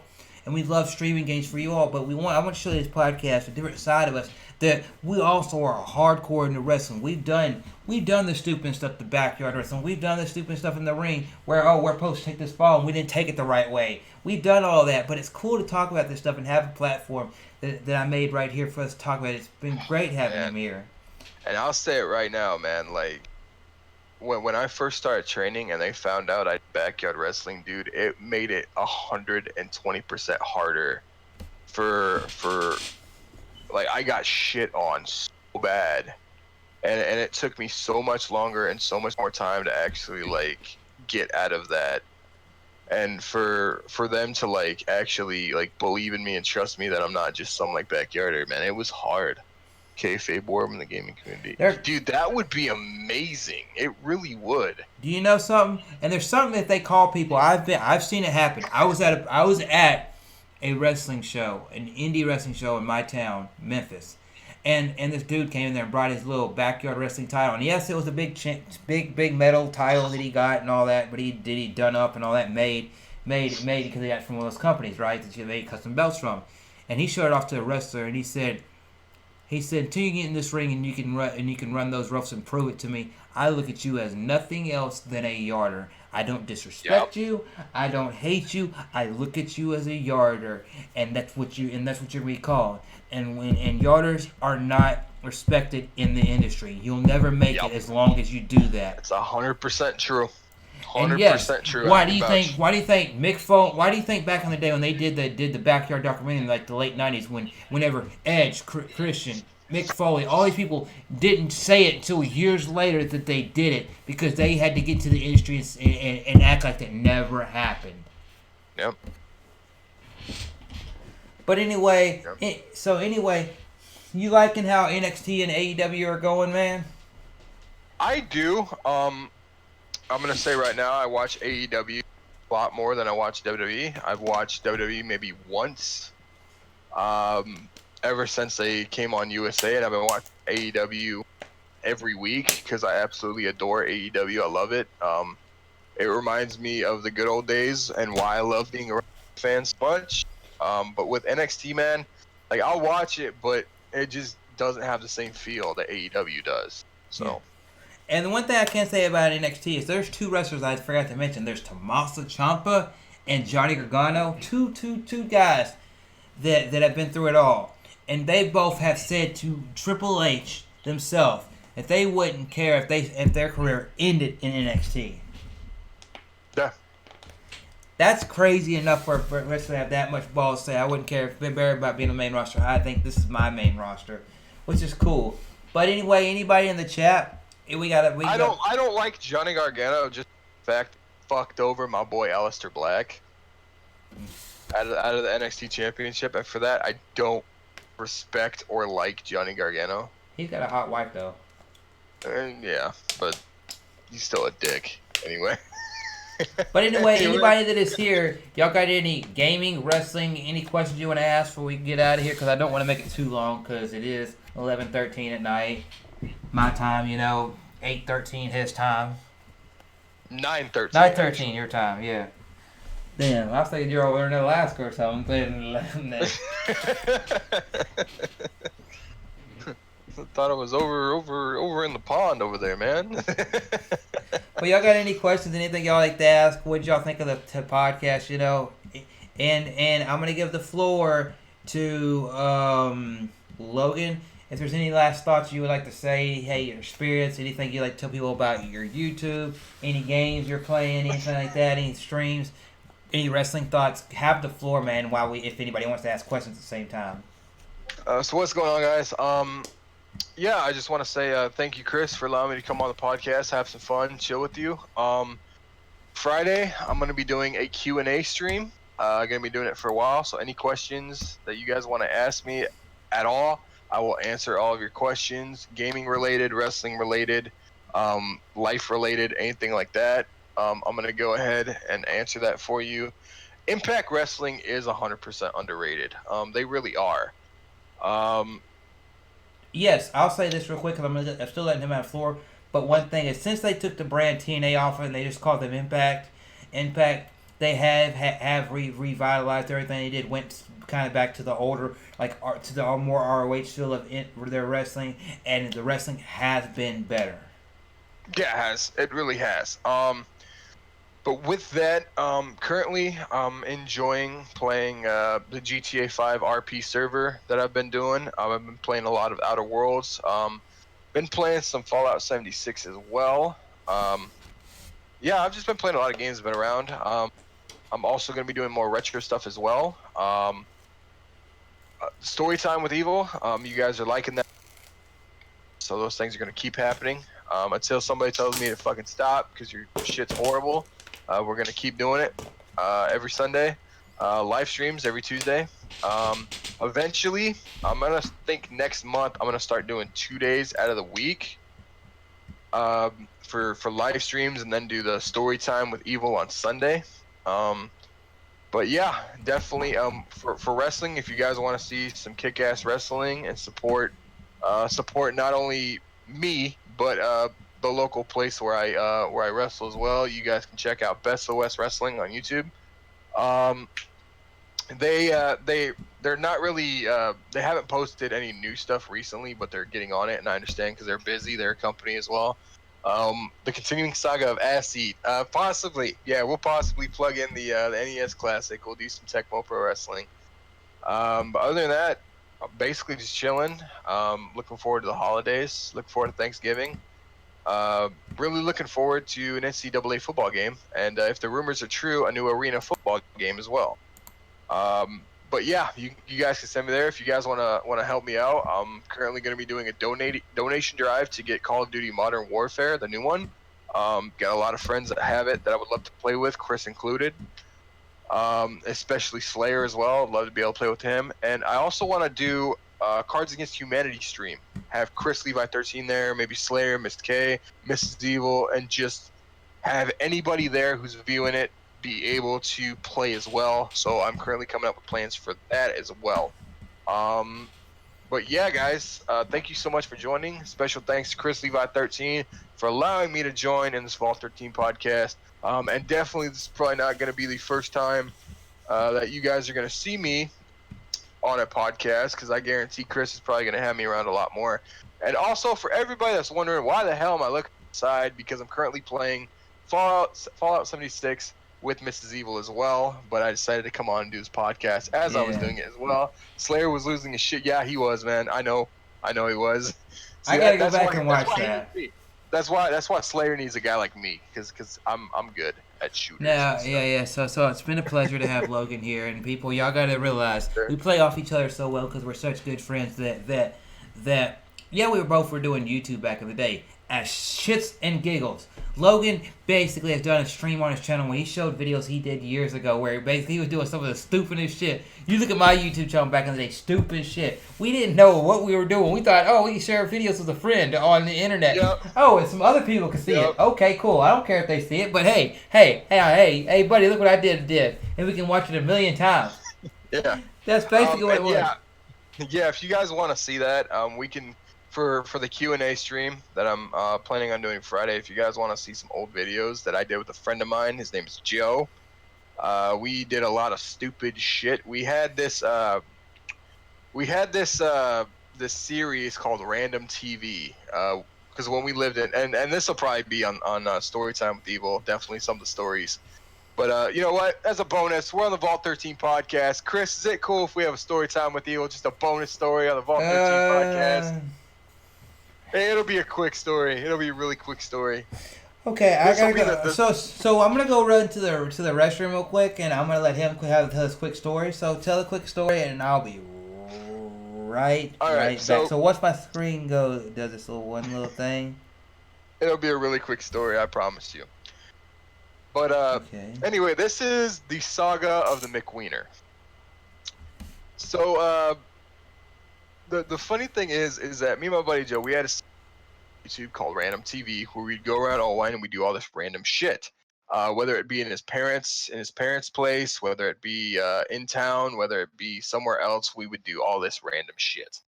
And we decided that we were gonna drive to McDonald's and we were gonna ask for a McWiener and a McBeer. And so I have the camera and I'm filming, and Joe's driving, and we pull up to the drive-thru for McDonald's, and the girl who was the working the drive-thru, I knew. And anyway, we get there, and and she's like, "Can I take your order?" And we're like, and I'm like, "Go!" And I started recording it. Joe puts it in parking zones. Yeah, can I have a McWiener? And I typed in, and I would like a McBeer with that wiener, please. And all of a sudden it's just silent, and she's like, literally, and it sounds like she's like, what'd you say? And Joe's like busting out like snickering, and I'm kind of like laughing too. And anyway,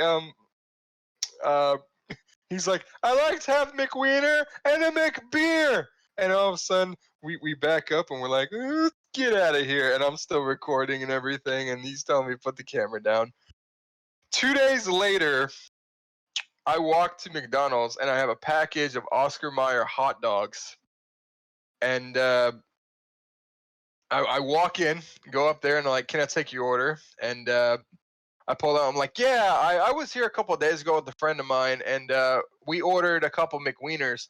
And they threw this in our bag. I don't know what's going on, but like I'm gonna have to talk to a supervisor or manager about this, man. It's weird. And I slapped the Oscar Mayer hot dog package on the table, or on the ordering counter, and they're like, "What the hell?" And they're just looking at it, and they're like, "That was in your McDonald's bag?"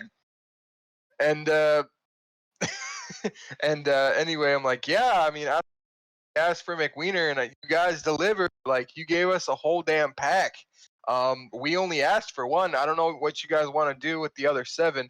And meanwhile, the cook for McDonald's, who was a good friend of ours, is just laughing in the back, and he's trying to like let us know that he's not laughing. And his manager, like, trying to be professional, so he's like, "Oh my God, sir, I'm sorry. Like, is there anything we can do?" And I was like, "I don't know, man. Like, we only wanted one McWiener, and you guys gave us a whole pack, and we also asked for a McBeer, and we didn't get one either." As soon as I said McBeer, he's like, "Oh, you dirty motherfucker!" Like, he was so mad at us. At that exact moment, the girl who was working the drive-thru comes in, and she looks at the package of Oscar Mayer wieners and Oscar Mayer hot dogs. She's like, "What the hell?" And, me. And she's like, "You didn't." And I'm like, yeah, you guys gave me a McWiener, and we asked for a McWiener. We ordered one, and we ordered McBeer. I said, I didn't get the McBeer, but you gave us a whole package of these hot dogs. We only asked for one McWiener, so you guys can have the other 7. And she blushes and just goes like this and walks to the back office. Meanwhile, I'm standing here getting chewed out by the manager as everybody else behind me is just laughing they're laughing their asses off. And anyway, so I'm like, the manager's chewing my ass off, and I'm like, "Fuck you! I'll take my McWieners then." And I grabbed the package of hot dogs, and I ran out of the McDonald's and ran home. Meanwhile, the manager hops over the counter and starts chasing after me, thinking that I'm trying to get free food. All the while, it's a prank. It's strictly a prank. And unfortunately, the last part where I took the hot dogs in there wasn't recorded. But us driving up to the McDonald's, asking for a McWiener and a McBeer at the drive-through, at the speaker, that is recorded. So if you guys want to see that, when I do the Q&A Friday, I'll show you guys. Absolutely, it's hysterical, and we did a lot of other stupid shit as well. But anyway, guys, hopefully you enjoyed that story. I'm gonna have a doozy for you guys Sunday. If you guys want to check it out, you can follow me, BigEvilGaming, on YouTube. 22 away from 400 subs. I do stories every Sunday, live streams every Tuesday. If you guys want to follow me there. So I'm going to turn it back over to the man, the myth, the legend, Chrislevi13. Hello, everyone. Hope you enjoyed that story. So I want to say it's a pleasure having him here. We'll definitely have him on over there more regularly, and all that jazz, because it's appreciative to have him on there. Be able to talk games, wrestling, all this good stuff, And I know you like hearing this stuff, And if anybody in the chat, if you're part of my Discord, or you know me on Twitter, or you have a way to contact me, you ever have any ideas for the podcast, things I can do to improve it, things I can do to improve my channel, things I can do to do anything better for me, or even Logan would say anything that could help him improve. Don't hesitate to sit there. Hey, I'm live streaming. Hey, I don't like this game. And give us a critical opinion. Don't sit there and be all hateful, but you can sit there and do this, and help us make better. Hey, Logan, why don't you do your story time this way? Or Logan, if you ever have a suggestion, hey, Chrislevi13, why don't you do more of this?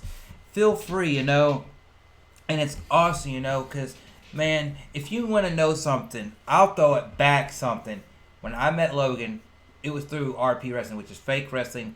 Basically, it's just promos, video, paragraphs, pages. It's like, writing a story, basically. And I'll let you know something.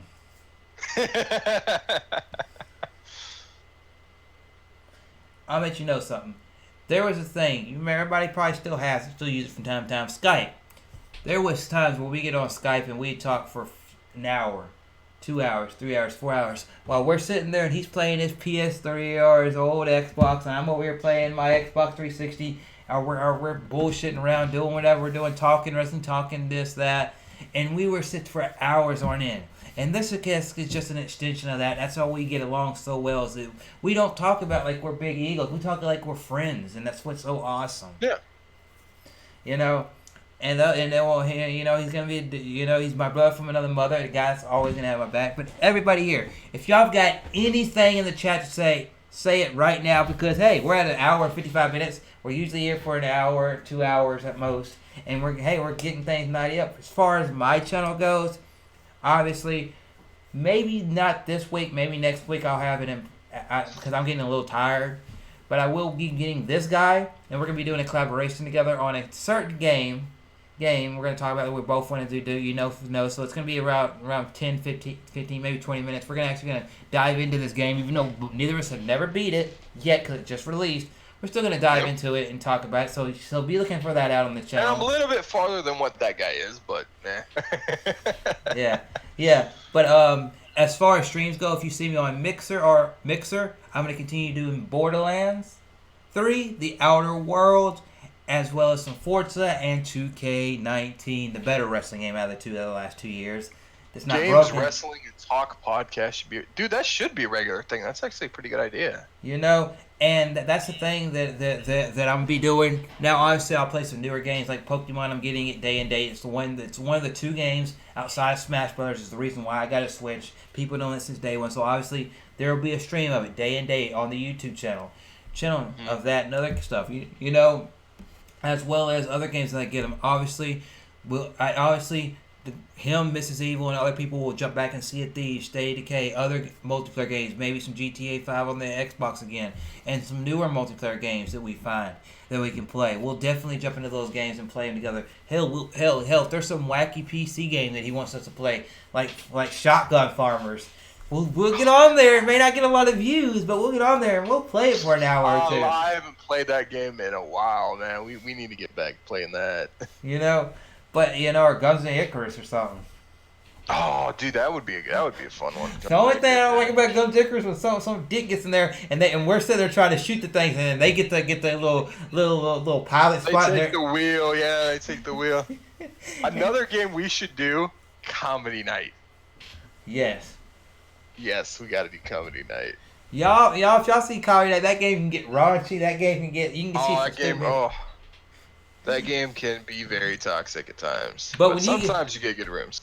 And then also you get in rooms where you can fuck with people and fuck with them hard because they don't know who you are. But the best thing about it is when you get into the right room, especially these rooms that they're called prank calls, and you get in there and you do that prank call and you see these things go on for 20, 30 minutes of prank call.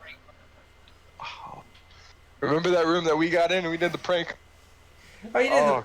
You did the prank call. Was there for like 20 minutes sitting there at that at a gas station in fucking Arizona or Indiana or some shit. That dude was asking like all this stuff. My name's Richard Clean. People call me Bubba. I'm driving down the road. Pepsi from fountain machine and Pepsi tastes like Coke. It tastes like shit. I remember doing that. If y'all can get, reach out to T-Belly. You tell him to get on here. We'll find a day. We'll find a way to get him on there. An Evil Levi production, dude. People are already smashing us together to be a production company. Would you look at that? But yeah, y'all got anything to say? What were your thoughts on this podcast? The way that the podcast has been progressing since solo. Then I had a format set up last week, and then this week we had a format, and we did hit our marks. What'd y'all think of it? Let me know. We got about 3-4 minutes. We can here.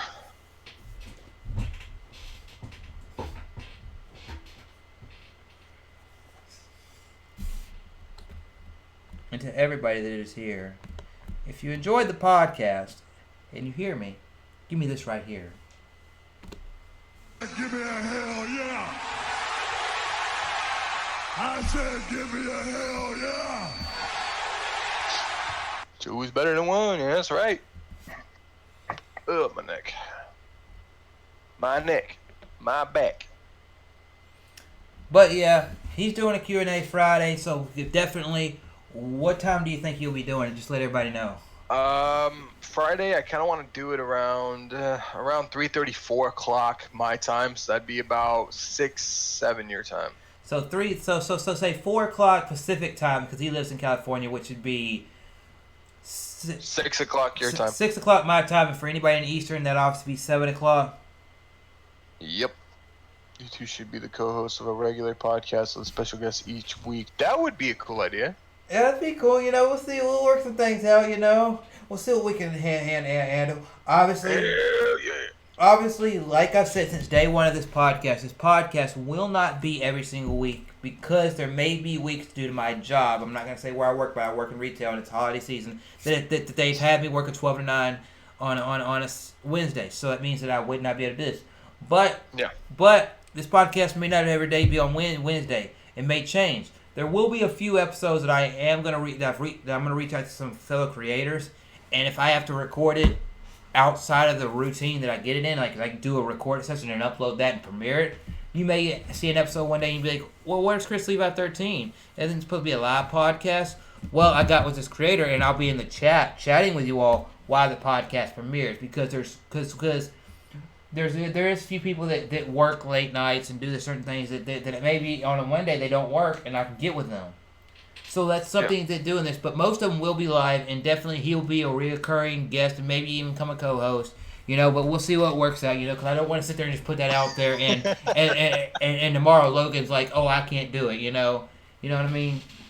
We don't know what the future holds, but we will definitely be doing a lot more stuff together and all that jazz. And yes, he's a retail worker at Chippendales. No.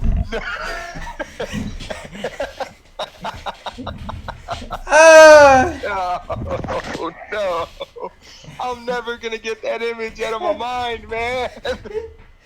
Why?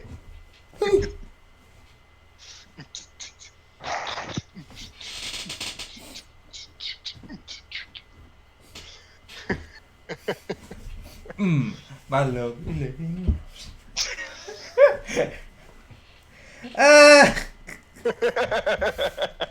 Here we go. If you're listening to the podcast, you'll hear this music.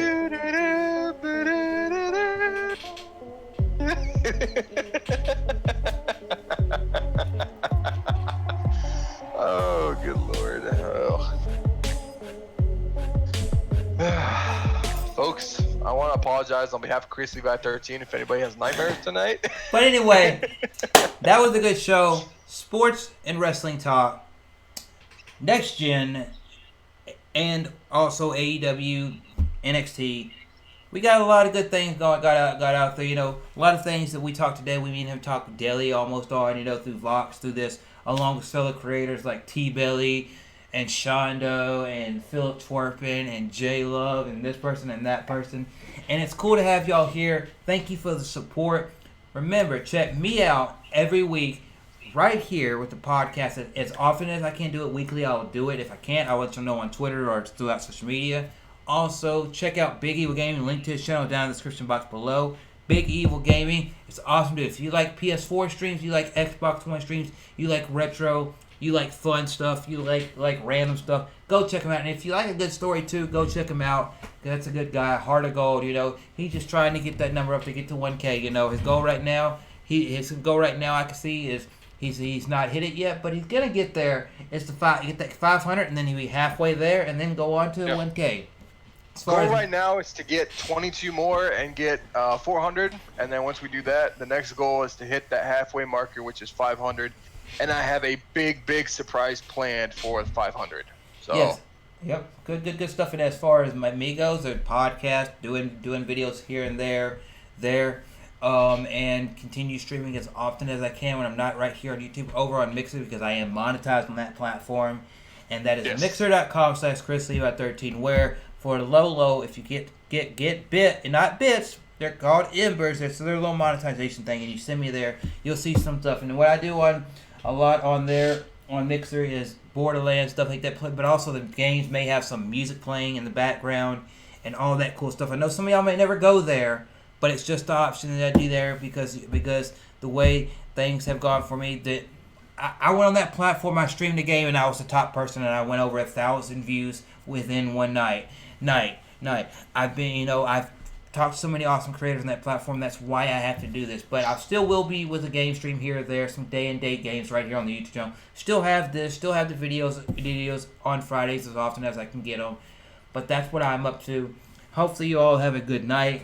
All that stuff. It's been awesome being here. I appreciate Logan taking time being here. I want Logan. Anytime, my friend. I want Logan, you to know that I love you, man, brother from another mother, and also tell Miss Evil, thank you for letting you have a little bit of time to be on the podcast. I know you were playing the game with her and you got a little sidetracked. She's probably like, "What the hell?" She actually came downstairs and she's like, well, "Yeah, we need your help for something. We're trying to get your attention, but you're in the podcast. So I didn't want to bother you." I'm like, "I'm sorry, I'm here." Really. Yeah, but man, you I could can't multitask. I'm sorry. yeah. But everybody, y'all have a good one, and we're gonna end the podcast. I appreciate everybody being here. And But anytime, buddy. thanks for both our channels. Y'all's channels just keep going up. See y'all later, and remember. Be sure to check out each other's channel, man. Spread that positivity, spread that hype, and help us small channels grow, man. It really does. And wash those dishes. Look. Yes, I need to wash the dishes. I do. But anyway, guys, I'm Big Evil. Keep it locked, keep it loaded. Always remember, be noticed, and we'll see you in the next one. I'm going to turn it over. Check him out he's Big Evil on YouTube, on Twitter. Ain't you Big Evil 319? Yes, on Twitter. You can follow me, BigEvilGaming on YouTube, BigEvilGaming on Twitter, BigEvil319 on Mixer, and BigEvilGaming on Twitch as well. But I don't use Twitch anymore. So. Yeah, and if you see him streaming a game and all that, and he feels like, hey, you're somebody that really wants to play with, then he'll more than welcomely add you on the Xbox or PlayStation as well. Well, because he loves playing with people. Hell, you see in the stream he did the other day. I always want to promote this. If y'all want to check it out, Linda the Gaming Girl, Spirit Wolf Gaming, and KJ Del Rey, and many others. That was a good community thing. That was a thing to bring the community together right there doing some Friday. It sure was, man. It was too good of a moment, dude, to pass up and not stream it. And if you guys want to check out the highlights of that, and there are a hell of a lot of funny moments when we did that, you guys can check that out. Linda, aka the Gamer Girls channel on YouTube. They're absolutely hysterical. They include Your Player 2. They include Captain Algebra, JLove81, so many people, and there's just so many funny moments. And we do have another one planned in the mix. We're gonna get everybody together to play Friday the 13th. And that's the reason. And that's hilarious. And that's one of the reasons we also want, whenever we do any of the Jackbox games, or we do any Cards Against Humanity, or we do big multiplayer games, we ask for people to join in because we love having it be a community thing. It's not about me. It's not about Big Evil Gaming. It's not about this person or that person. It's about us all. And I love and appreciate each and every one of y'all. So now we're going to sign out here and do me the biggest favor of all, and that is stay awesome.